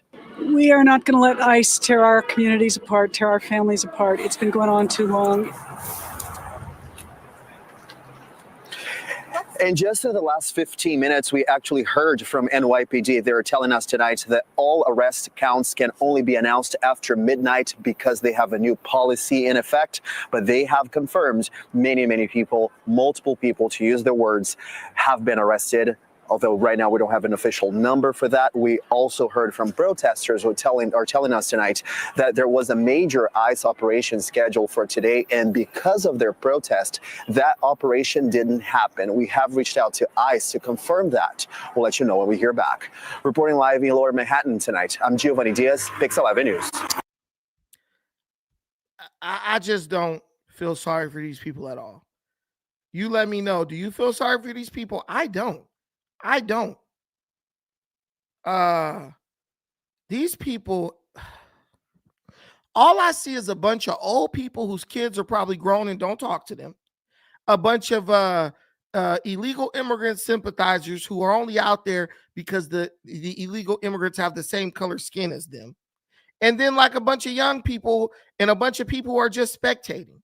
I saw a long time ago that most of the people out there are just spectators. They're just out there with cell phones. Most of those people aren't even there to participate in the actual protest. I promise you, the people actually protesting, they got to be paid, because it's just like small groups.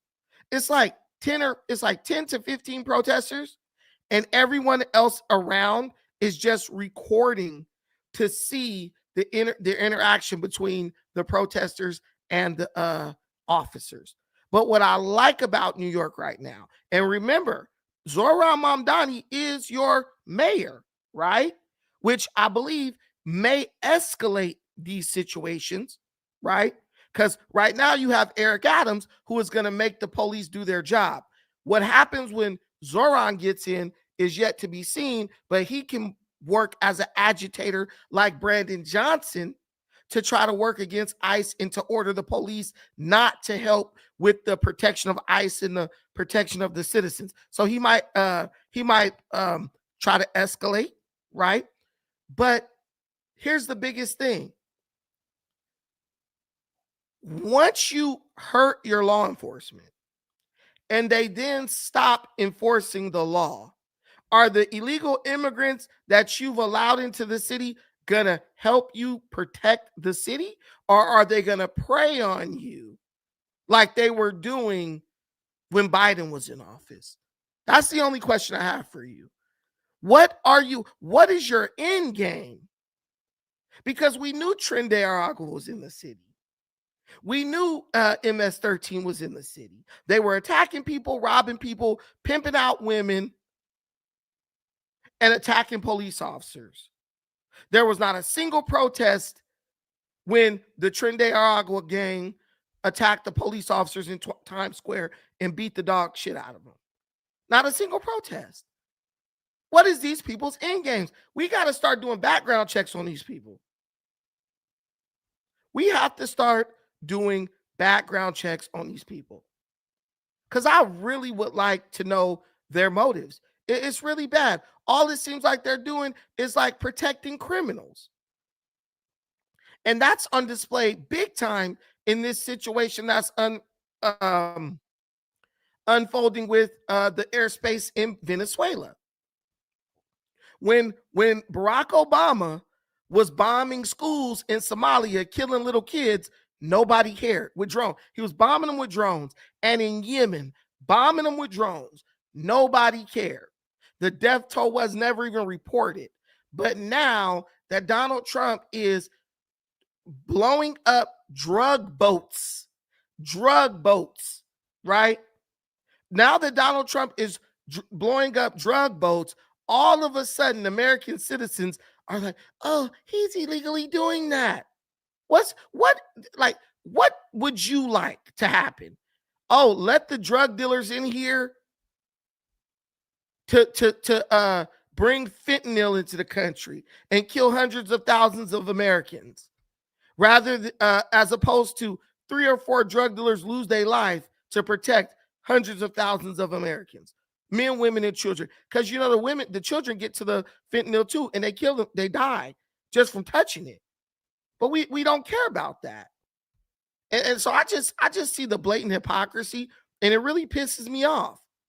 None of this is genuine that these people are doing. These people just hate Trump, and they'll oppose him any chance they get, no matter what good or bad he's doing. New tonight, the Trump administration is increasing pressure on Venezuela and its leader, Nicolas Maduro. President Trump saying on social media, airlines should consider the airspace over the country closed in its entirety. Trump this week designated Maduro and his allies as members of a foreign terrorist organization and also suggested that land strikes could be imminent. CNN contributor Stefano Pazaban is joining us now from Caracas. Stefano, how is the Venezuelan government reacting to this post today from the U.S. president?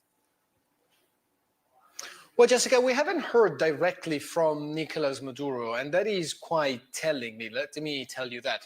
Before we do a little bit of analysis, we do have, however, a statement from the Venezuelan government saying, in the words of their defense minister, Vladimir Padrino Lopez, that no external power has any faculty to interfere, block, or move any decision on the sovereignty of Venezuela. So total rejection from those words from Donald Trump, who early on Saturday had said that he had a message to airlines and pilots to consider the airspace over Venezuela closed, and that seemed to pave the way to some form of direct intervention here in Venezuela. As I was telling you, Jessica, it's telling that we haven't heard directly from Nicolas Maduro today on Saturday, nor we have seen him yesterday on Friday. On Thursday, Maduro gave a speech to the troops, but that was a video message from an undisclosed location. At this point, the last time anyone saw Nicolas Maduro out in the streets of Caracas was only on Wednesday this past week. And that is 4 days that we haven't seen him as of late of tonight. And that, of course, is leading the way of a lot of speculation of where exactly is Nicolas Maduro. Is he perhaps hunkering down, perhaps in one of the bunkers that we know the Venezuelan government has at their disposal in preparation for some form of eventual direct attack on Venezuelan soil? or perhaps he is still trying to channel messages to Donald Trump and telling him to sit down and have a negotiations. I don't know if you saw it, but over the last week, several outlets have reported that indeed Trump and Maduro himself did speak earlier last week, Jessica. We haven't been able to bring that, to confirm that, but we will definitely bring that to you as soon as we hear it from either Caracas or up there in Washington. But right now, Venezuela is approaching this weekend with a bit of a mix between apprehension and expectation. Of course, there is a lot of apprehension because the risks of something going wrong and opening up to an open conflict are very, very tangible. Jessica? All right, Senator Pozzebon there in Caracas for us. Thank you so much for your reporting.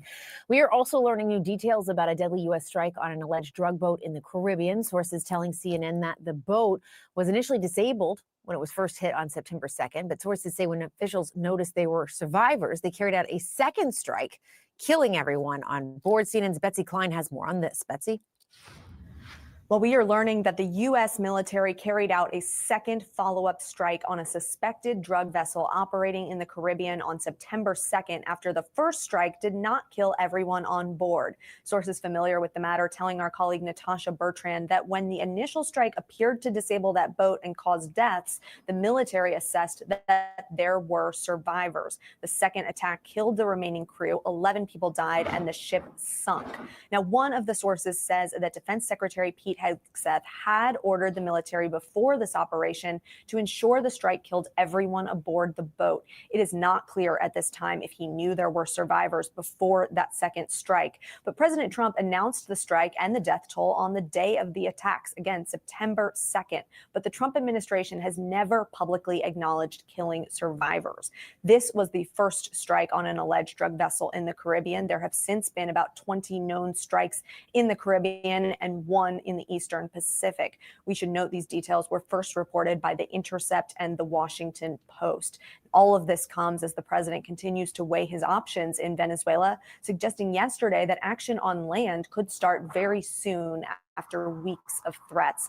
And there has been a major show of force in the region as the U.S. has amassed significant resources. That includes the world's largest aircraft carrier, the USS Gerald R. Ford, roughly 15,000 military personnel, more than a dozen warships, and 10 F-35 fighter jets. Trump has been briefed by his team on a really wide range of options, including airstrikes on military or government facilities and drug trafficking routes, or a more direct attempt to oust the country's president, Nicolas Maduro.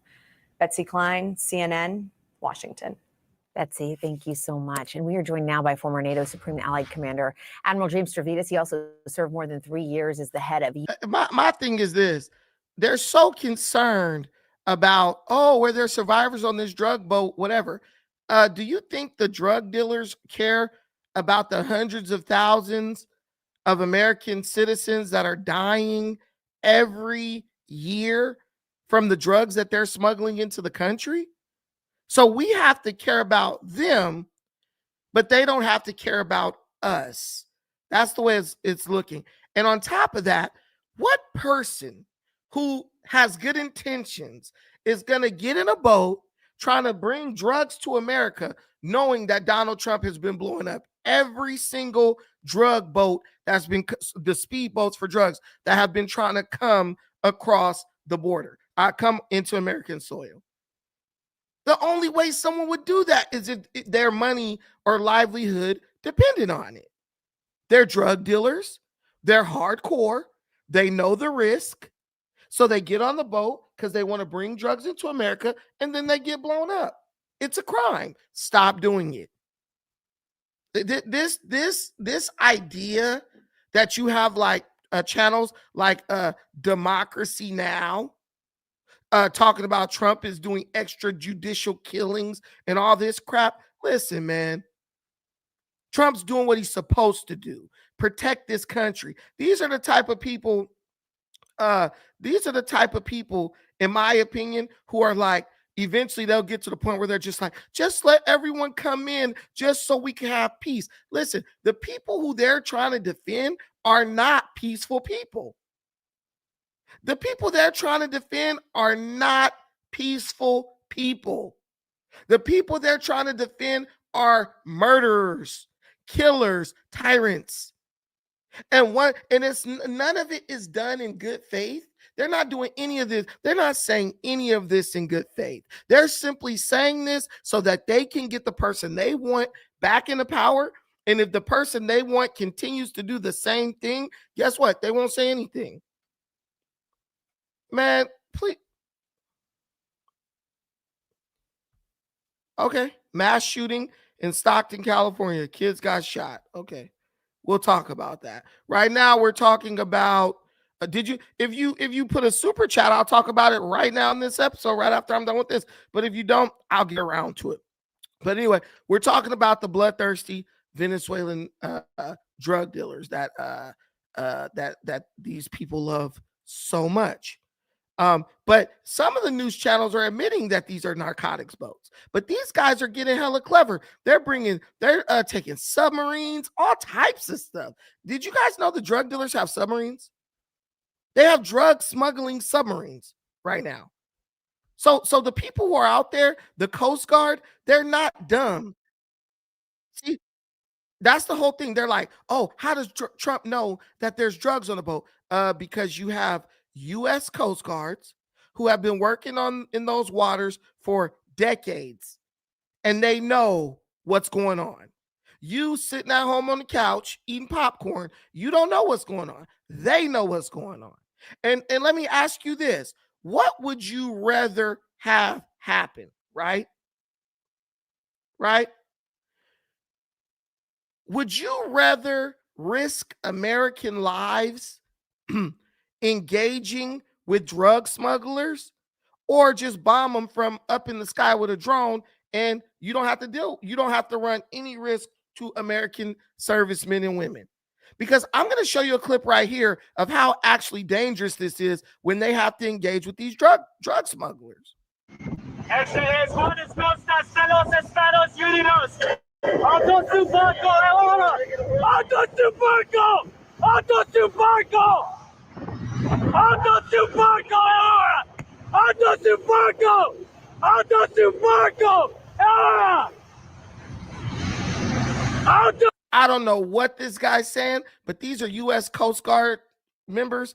They are intercepting a drug smuggling submarine. Now, what if those guys pop the top on that thing and come out with a assault rifle and light those Marines up? They're in a boat. There's nowhere to even run and hide.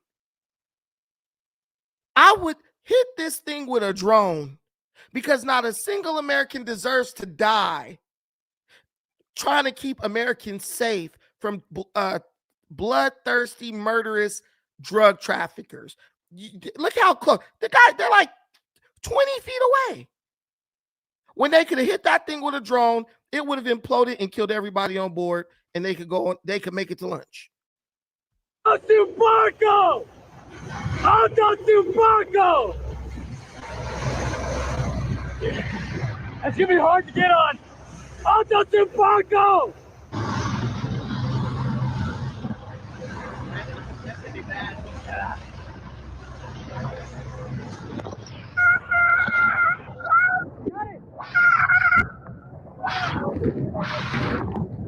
This is what y'all want. This is what the liberals want. Look at that.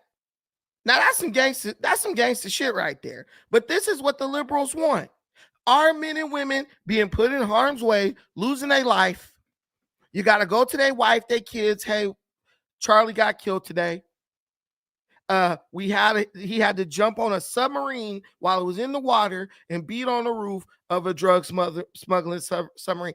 If I'm his wife, I'm going to be asking, y'all got missiles and guidance systems and shit. Why y'all couldn't just blow their ass up? Oh, because we wanted to make sure it was a humanitarian effort. These people kill me with this crap. I do not want to see a single American having to go through this to keep a drug dealer from bringing narcotic into this country. It's stupid. You have so many better options than this. But if you use them, oh, it's an extrajudicial killing.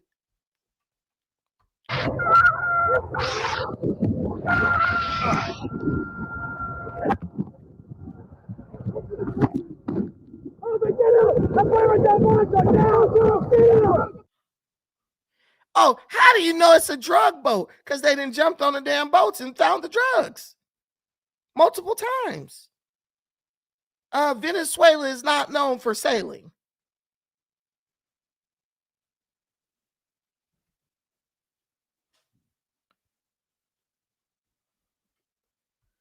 Yeah, they have these. Now, if they would have shot the damn sub, it would have sank and everybody on there would have died. You don't deal with these people soft shoeing. Oh, we'll give you 3 hot meals in a nice, comfortable bed. No, you blow up a couple of them to discourage the rest of them. That's what we do. Hey, guys, we've gotten 3 super chats so far. We're only 2 away. Show us some love. Show us some love and help us reach that goal. For the new people, show them how we do it over here. Watch the Coast Guard capture another narco sub and seize 60 cocaine. But you want them, look, you blow it up, all the cocaine is incinerated, the traffickers are dead, everybody makes it to lunch. Everybody makes it home. They don't want to get blown up. Stay the hell out of American waters with your drug boats. That's all I'm saying. But let's see what this guy has to say about it. This guy's on CNN, so I'm sure he's going to be hating on these Coast Guard members. Let's see what this old, elderly, comfortably retired guy has to say about the way they're doing their damn job. U.S. Southern Command and is now vice chairman of the investment firm, the Carlyle Group. Good to see you on this Saturday. Thanks for being here. We have talked, you and I, before about these strikes, and you have made the point that intelligence could be gathered if these boats were intercepted instead of immediately blown up. What do you take away from the Secretary of Defense, Pete Hegseth's defense, that these are intended to be lethal strikes, that that's what they think? What intelligence can be gathered about a bunch of bloodthirsty drug dealers if we let the boat? No, the only thing that's going to happen is that cocaine will be shipped to some police station or something out over there, and it's going to just be resold. It's going to be sent right back onto the market. The burning of the drugs prevents corruption. The drugs have been destroyed. The collection of the drugs, like what we just saw, $69 million of cocaine collected, bro, there's too much temptation, in my opinion, for somebody to just say, hey, let's incinerate this. Why don't we save the taxpayers a couple of bucks and get rid of the dope dealers, get rid of the drugs and the boat all at the same time, with one strike from the heavens to incinerate the whole lot? These people, what you have to understand about them, they literally live and breathe pure corruption. They live and breathe pure corruption. So everything they say is a bad faith statement meant at secretly covering up, concealing, and perpetuating corruption. Why do you want to keep the boat? Unless you're going to auction that hoe off to help pay down the national debt. Why do you want to keep the drugs? See, that's the stuff that was happening like during the Contra era, where the CIA was taking the drugs. They were confiscating it from these drug dealers, and then they were taking it into the inner cities and selling it to people like Freeway Ricky Ross. That's how that happened. And it's so stupid to me when I hear black people, oh, they're just killing those drug dealers. Aren't you guys the same people who say that our community is messed up because the government brought drugs into the community? So why would you should want to see these drugs be destroyed and incinerated, as many of our people sitting up addicted, smoking fentanyl and everything else? I got a friend, she just died. She said she had real bad asthma. She was smoking fentanyl. Killed her ass. No, man, we're losing people every day.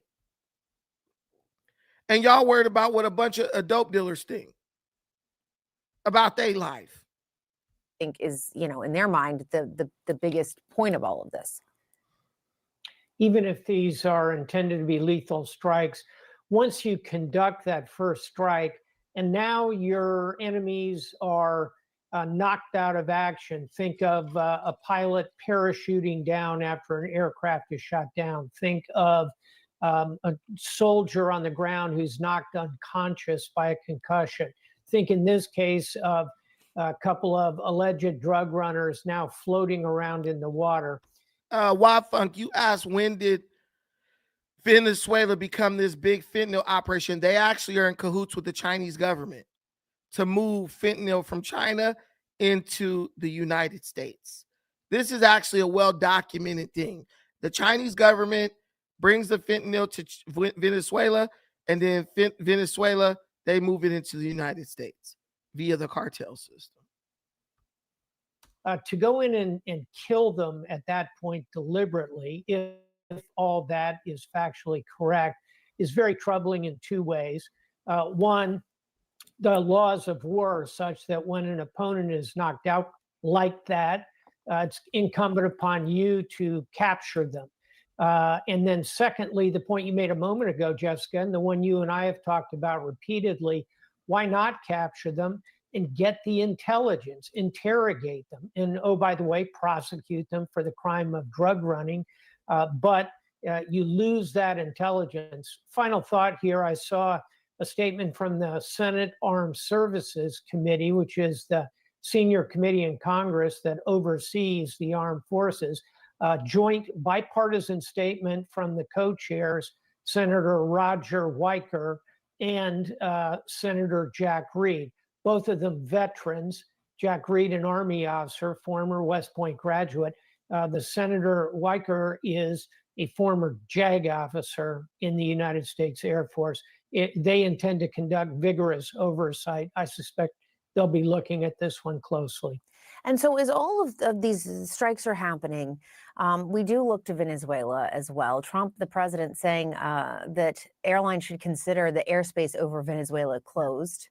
Last Saturday, major airlines canceled flights from Venezuela after an FAA warning. What do you think we should read into this? We should read into it that strikes are very probably going to occur over the course of this week. If you think back to the Middle East, you and I were discussing that a few months ago. The airspace over Israel and parts of the Middle East was repeatedly closed, not only by the sovereign states there, but also from warnings from the U.S. and other entities. Same situation here. The fact that the president is, in my view, in this case, if he's going to launch airstrikes, I think it's a responsibility on the part of the U.S. to let commercial aircraft, Venezuelan aircraft, know. Listen, man, forget this old fart. All I'm gonna say is this: if we stop Trump from enforcing the law, if we stop Trump from stopping these drug dealers, okay, who's going to do it? Because Biden had the opportunity. He doesn't care. Whoever his staff is, they don't care. Many people have had the opportunity. Congress doesn't move to do anything about it. Who's going to do it? The UN ain't doing nothing about it. NATO ain't doing nothing about it. And I ask every individual who has a problem with this, what is your solution for this problem? Oh, he should have arrested them and prosecuted them. Yeah, that's wasting my taxpayer dollars. I don't want to waste any taxpayer dollars interrogating or imprisoning and feeding no damn drug smuggler. He signed his death warrant, death certificate when he got on that water.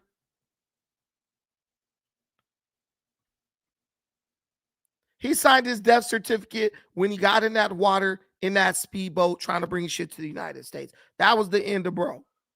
Bro made a decision and it cost him. That's it.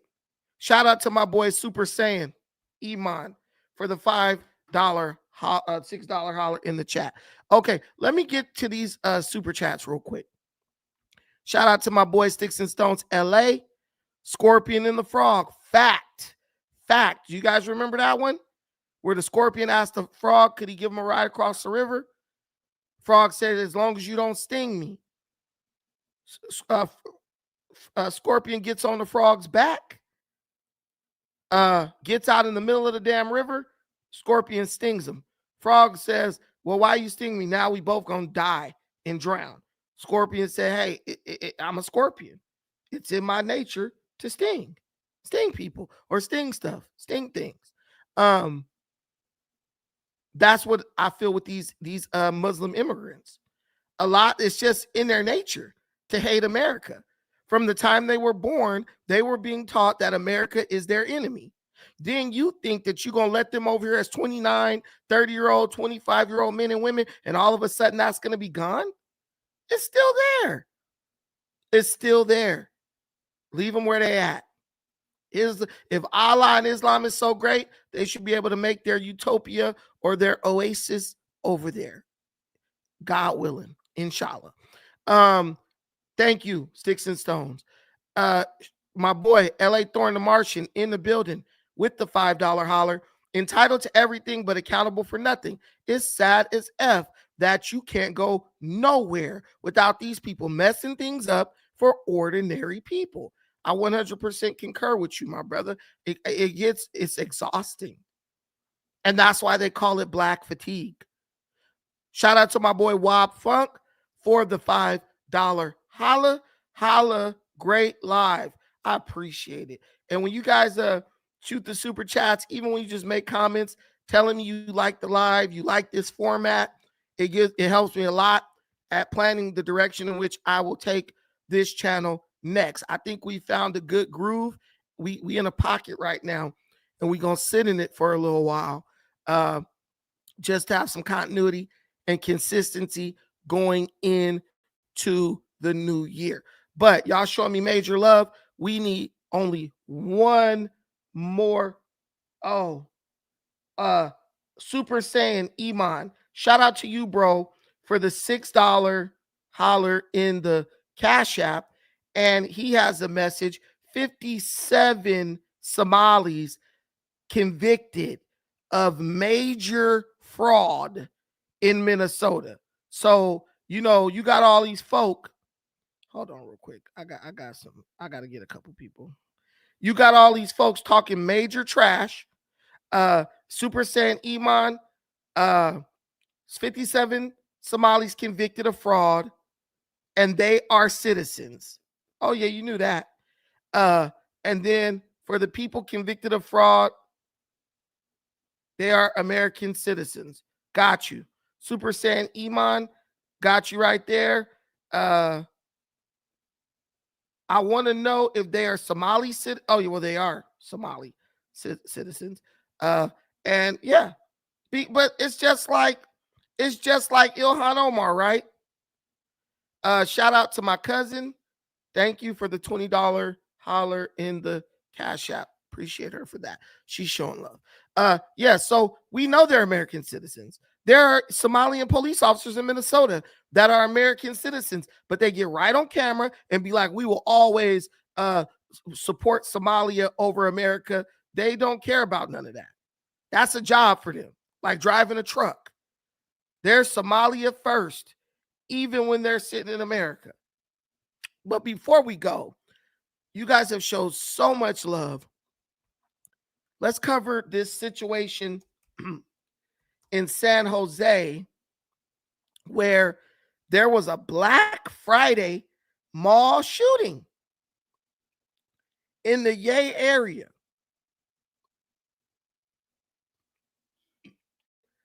I think a 16-year-old girl was shot.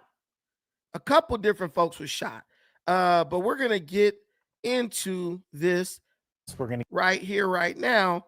And I'm just telling you, we are creating a society where no one values anything. Listen to me. Listen to me.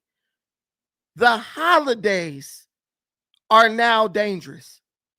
I don't ever think there was a time when you walked into the mall for Christmas shopping or Black Friday shopping and said, yo, this place can get shot up. I don't think there ever was a time when that was a thing. But now, you're not safe anywhere. There's really nowhere you can go and just say, you know what? I'm going to just let my guard down. I'm going to just chill and enjoy it. You can't do it. These Pookies and Ray Rays and Daquans and the Habibs and the Omars and shit, the terrorists, not only do you got to watch out for Pookie and Ray Ray, now you got to watch out for Akbar and Talmud. It's ridiculous. I think Talmud is Israeli. Akbar and Shabazz. To get right outside now to the mall, live with Jocelyn Moran, a reporter who was on the scene just moments after this all happened. Jocelyn, what is the latest? Hey, Garvin. Well, we're here outside of Macy's and Chase. You can still see police here, sheriff deputies. We did just hear from police and got an update. Police tell us that they believe this occurred at Macy's on the second floor outside. They believe this is an isolated incident and not an active shooter. We do have video from people who we have talked to who were inside at the time of the shooting.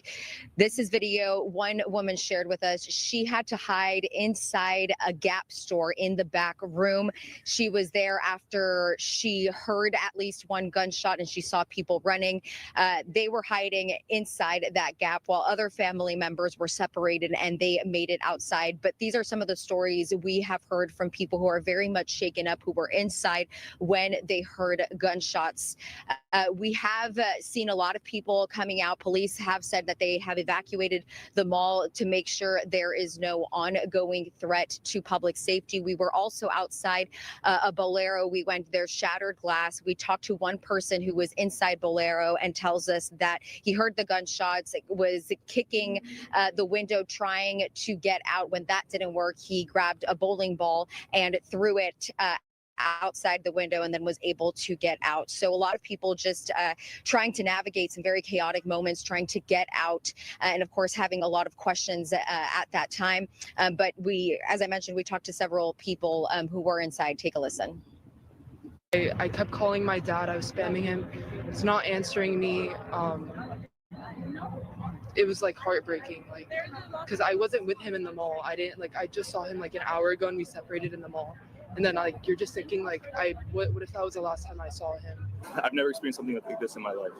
And, you know, like you always ask yourself what you're going to do in these kind of situations. And out of a fear level, like, you know, I'm 28 years old and I feel like I've experienced a lot. There's nothing that equates to, you know, a life or death situation like this when you're dealing with the unknown. As soon as we made it outside, the shots came outside. So now we're hearing like multiple back-to-back shots. So we panicked and we started running in different directions. Police say there are 3 victims, 2 adult victims and 1 16-year-old victim. They have been transported to a local hospital. And we, as I mentioned, we have gotten more details from police as they believe this is an isolated incident. They were saying that there was some kind of incident between 2 people. They don't know exactly what happened, but this incident led to the shooting. They are talking to witnesses. They said they are looking at surveillance video to see exactly what led up to this shooting. Take a listen. We can say for a matter of fact that this was not unsuspected shoppers that were targeted here. This was an isolated incident with 2 individuals and unfortunately 2 others who were injured. And again, this shouldn't stop people from enjoying their holidays. We've talked to people who are inside. Hey, man, these people are idiots, man. This shouldn't stop you from enjoying your holiday. So potentially getting your ass blown off in the mall when you just went to go enjoy Black Friday shopping, that shouldn't stop you from enjoying your holiday. Bruh, this is just the most idiotic stuff ever. But I'll tell you one thing. San Jose, Northern California, constantly voting to defund the police, constantly voting to have soft on crime policies, constantly voting to make their jail a revolving door, cashless bail, all this type of mess. And then you see this type of stuff happening. The criminals are emboldened now. They know nothing's going to happen to them. I know they were black. Listen, good luck. Good luck. They were black, bro. And they wasn't even from the area. I guarantee you. I guarantee you. You guys forgot about the black dudes who was going to San Jose to rob the Asians, the elderly Asians? It was like 8 black dudes traveling from like a black city up north going all the way to San Jose to like this little Asian shopping mall area, and they were robbing elderly Asian people, beating them up. I think one lady got killed. This is what they do. Go in there to act the fool and take shit. I know these people were black. I know for a fact that, like, if I'm wrong, damn it, I don't know what I'm gonna do, but I don't think I'm wrong. We're literally exporting bullcrap at this point. So I don't know if that's what he was talking about as far as the shooting in Stockton, but dude, I'll tell you, let's go to the Stockton shooting. I bet you it's the usual suspects. And I watched this stupid thing with this just happened 60 minutes ago. I'm telling you, California is cooked. California is cooked. Y'all can say whatever y'all want. California is cooked. The Democrats took over this state. Gavin Newsom took over this state. And now the state is just violent. 5th largest. Oh, remember he kept saying this? Oh, we have the 4th largest economy in the world. Well, we fell a slot. We fell a slot. Now we're back to being the 5th largest economy in the world. You know why? Because Gavin Newsom's horrible policies are driving companies out of the state. They're saying over 2,000 companies that had a headquarters or an office in California have left. They've totally abandoned California. High-ass taxes, high-ass cost of doing business is dangerous. You can get shot anywhere. You see those Armenians or whatever they was talking to the news? Those are rich people. That girl, oh, I separated with my dad. Those are rich folks. They at the mall thinking they safe. I took my daughter to the mall. She almost got shot. They're never going back. They're never going back. And then the mall shuts down and the Negroes complain. Oh, no. They don't never want to build in our community. They don't give us no opportunities. You let the thugs run them out. You let the thugs run them out. And then complain because you can't afford to live where you grew up at. Hey, shout out to you, Kels. Thank you. Let me play this. I'm playing this video. We just cooking tonight. I've been cooking lately, low key. I've been cooking lately. I ain't gonna, I'm toot my own horn. Toot, toot, toot. Okay, let me get to one that's actually like condensed. So that was at Westfield Mall. Westfield Mall is always like a fancy mall where a lot of people with money shop. They have them all up and down the state. Okay, damn, Stockton, where y'all shooting at? Man, look.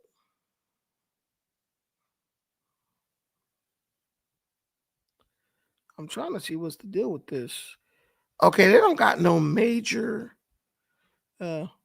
Let's go here. They got 20 people shot. There is a banquet hall. It's further down. 20 people shot at a Dairy Queen in Stockton. All right, breaking news. We got all types of craziness going on around the country this evening. Yeah, I don't want to hear this guy's voice. He's annoying. But let me see. Shooting in Stockton, 20. This is a big deal. Shout out to Afro Cuz. Okay, let's see who we got. All right. Okay, there's always somebody getting shot in Stockton, so we got to get through the other shootings. And man, guys, if you ever go to Stockton, it's such a San Joaquin. So there's another shooting. Man, California going up. There's like 3 shootings tonight. Why is the Stockton one where 20 people got shot? No one wants to cover that, I guess. Okay, let's see what's up with this. What is Fox 40? Okay, this is what we're gonna have for you right here. This seems like the best we could find.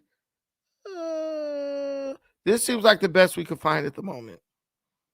12 people have been shot. We're doing CPR on one possible 12-year-old. We have a 9-year-old that was shot. We start with breaking news here at 8. We are following reports of multiple people shot in Stockton. The San Joaquin County Sheriff's Office is currently investigating in the 1900 block of Lucille Avenue. That's very close to the intersection of Lucille and Thornton Road. And what you just heard was scanner audio from Stockton Police and Fire Dispatch. We are working to confirm those details. We know that several victims have been transported to local hospitals. Deputies are working to gather additional details, and they are asking the public to stay out of the area. It is an active crime scene with tape blocking off a large area.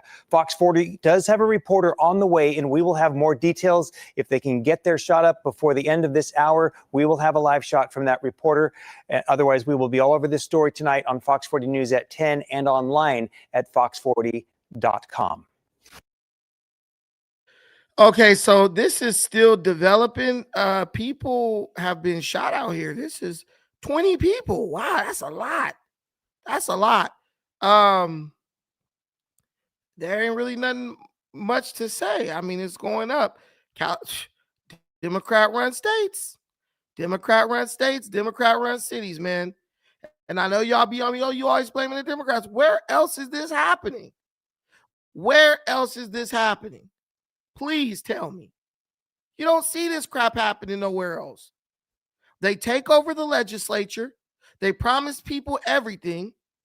They deliver absolutely nothing. Nothing. And people continue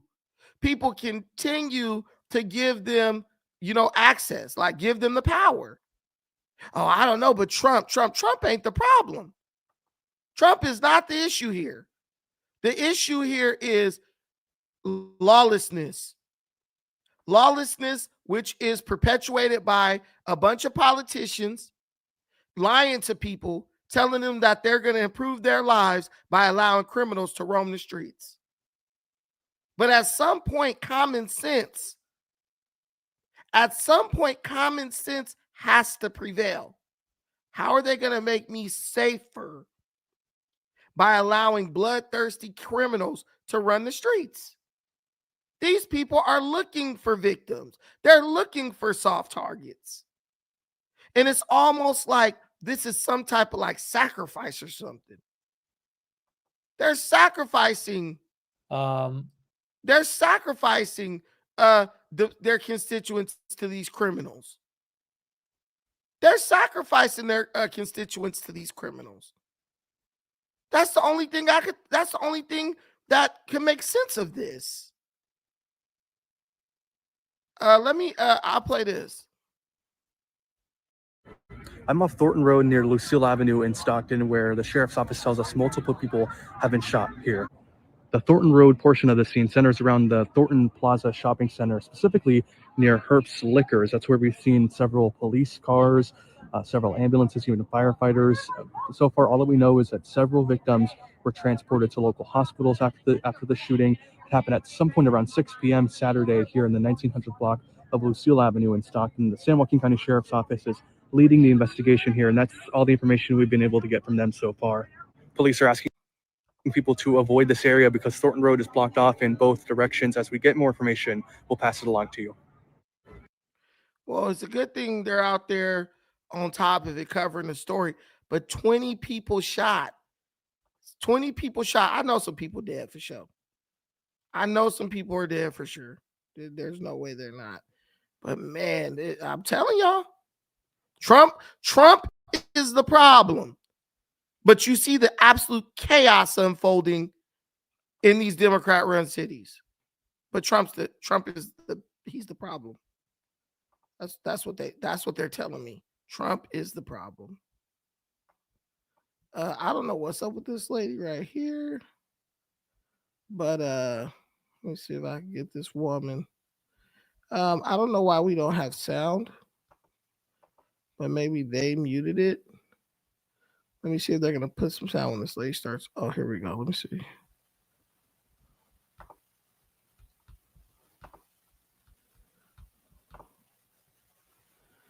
She's like fixing her mic.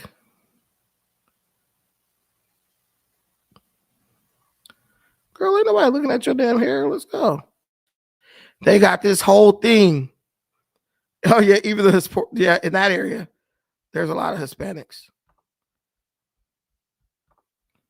They're here. Come on, she gonna give us some news? They just getting ready. They ain't. 20 minutes of prep. Look at all those cop cars.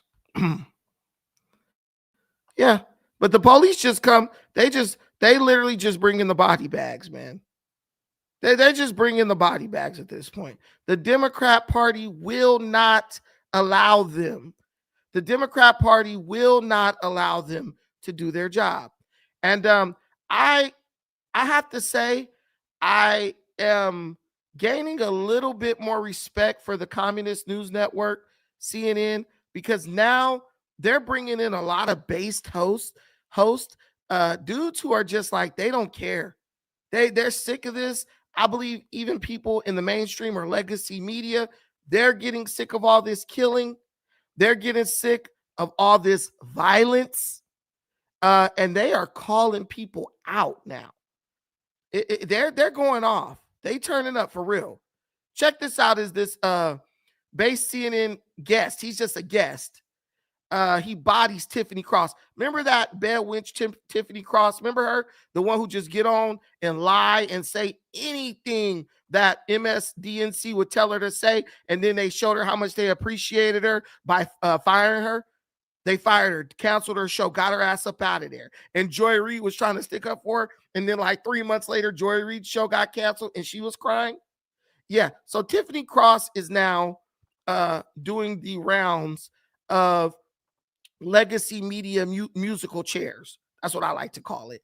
And she's on CNN just being a Democrat shill, which is what she does best. And this guest went off on her. I want you guys to listen very closely to what this dude said. I mean, when I say bro cooked, bro cooked. Does it make sense as a president to consider the optics and the message that sends when there are so many Americans who are struggling? Would you have advised that? Part of me thinks that pretty much, I mean, this is a great test case for just about, and I think this is Bill Maher's point, everything that President Trump ever does is automatically treated as a disaster and a travesty, and it's a ballroom, but he's not going to leave the White House somehow, right? Democrats will use it. Right, every single I mean, thing but is you're treated like that. intellectually dishonest. Like you are incapable of acknowledging a simple. She told this man he is into Tiffany Cross. It's always the black females who they use to defend indefensible points, right? These people are on here insinuating that Donald Trump is building the ballroom at the White House as a bunker so that he can hide there and not leave the White House when his presidential term is over. Think about this. Donald Trump he's saying it's a ballroom, but he's secretly building a bunker so that he can refuse to leave the White House and basically launch a coup when he eventually has to step down as president of the United States. Just nonsense. Just pure, unadulterated nonsense.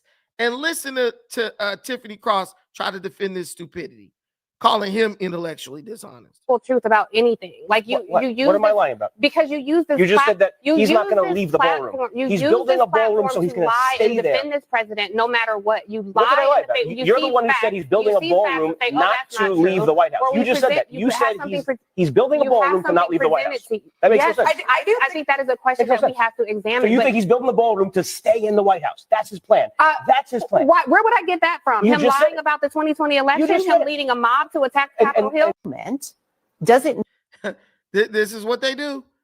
Come on. Yes, that's the He's the one who's delusional, but she's the one over here saying stupidity. He's building a ballroom to use as a bunker. You don't think nobody would see that?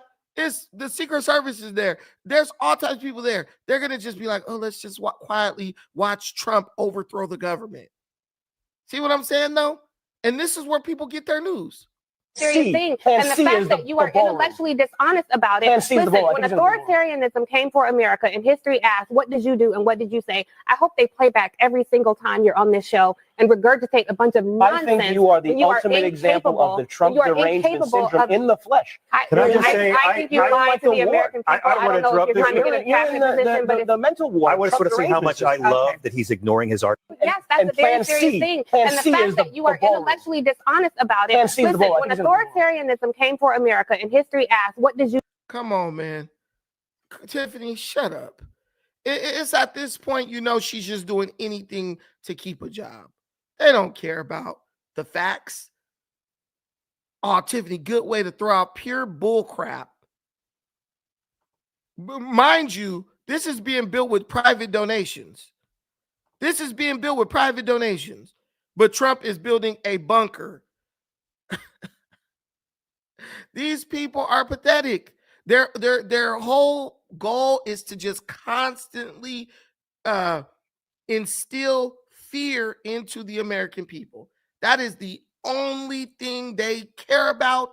That's the only thing they're trying to do. That's the only thing they're trying to worry about. Neve Buck, I just covered it. Go back in the video. I talked all about it. Stockton. It's not a lot of information but about it right now, but 20 people got killed.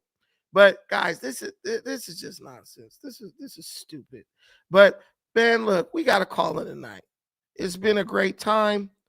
We have fun. Let me see. I got 2 more super chats here. I got to read them. L.A. Thorne again. Brandon, look up Bacha Bazi. Viva Frey did a video on it. I will do that for sure. I'll do it for sure. Baca Bazi. Okay, I'll look it up. Thank you, my brother, for the $5 holler. Wab Funk is in the building with another $10 holler.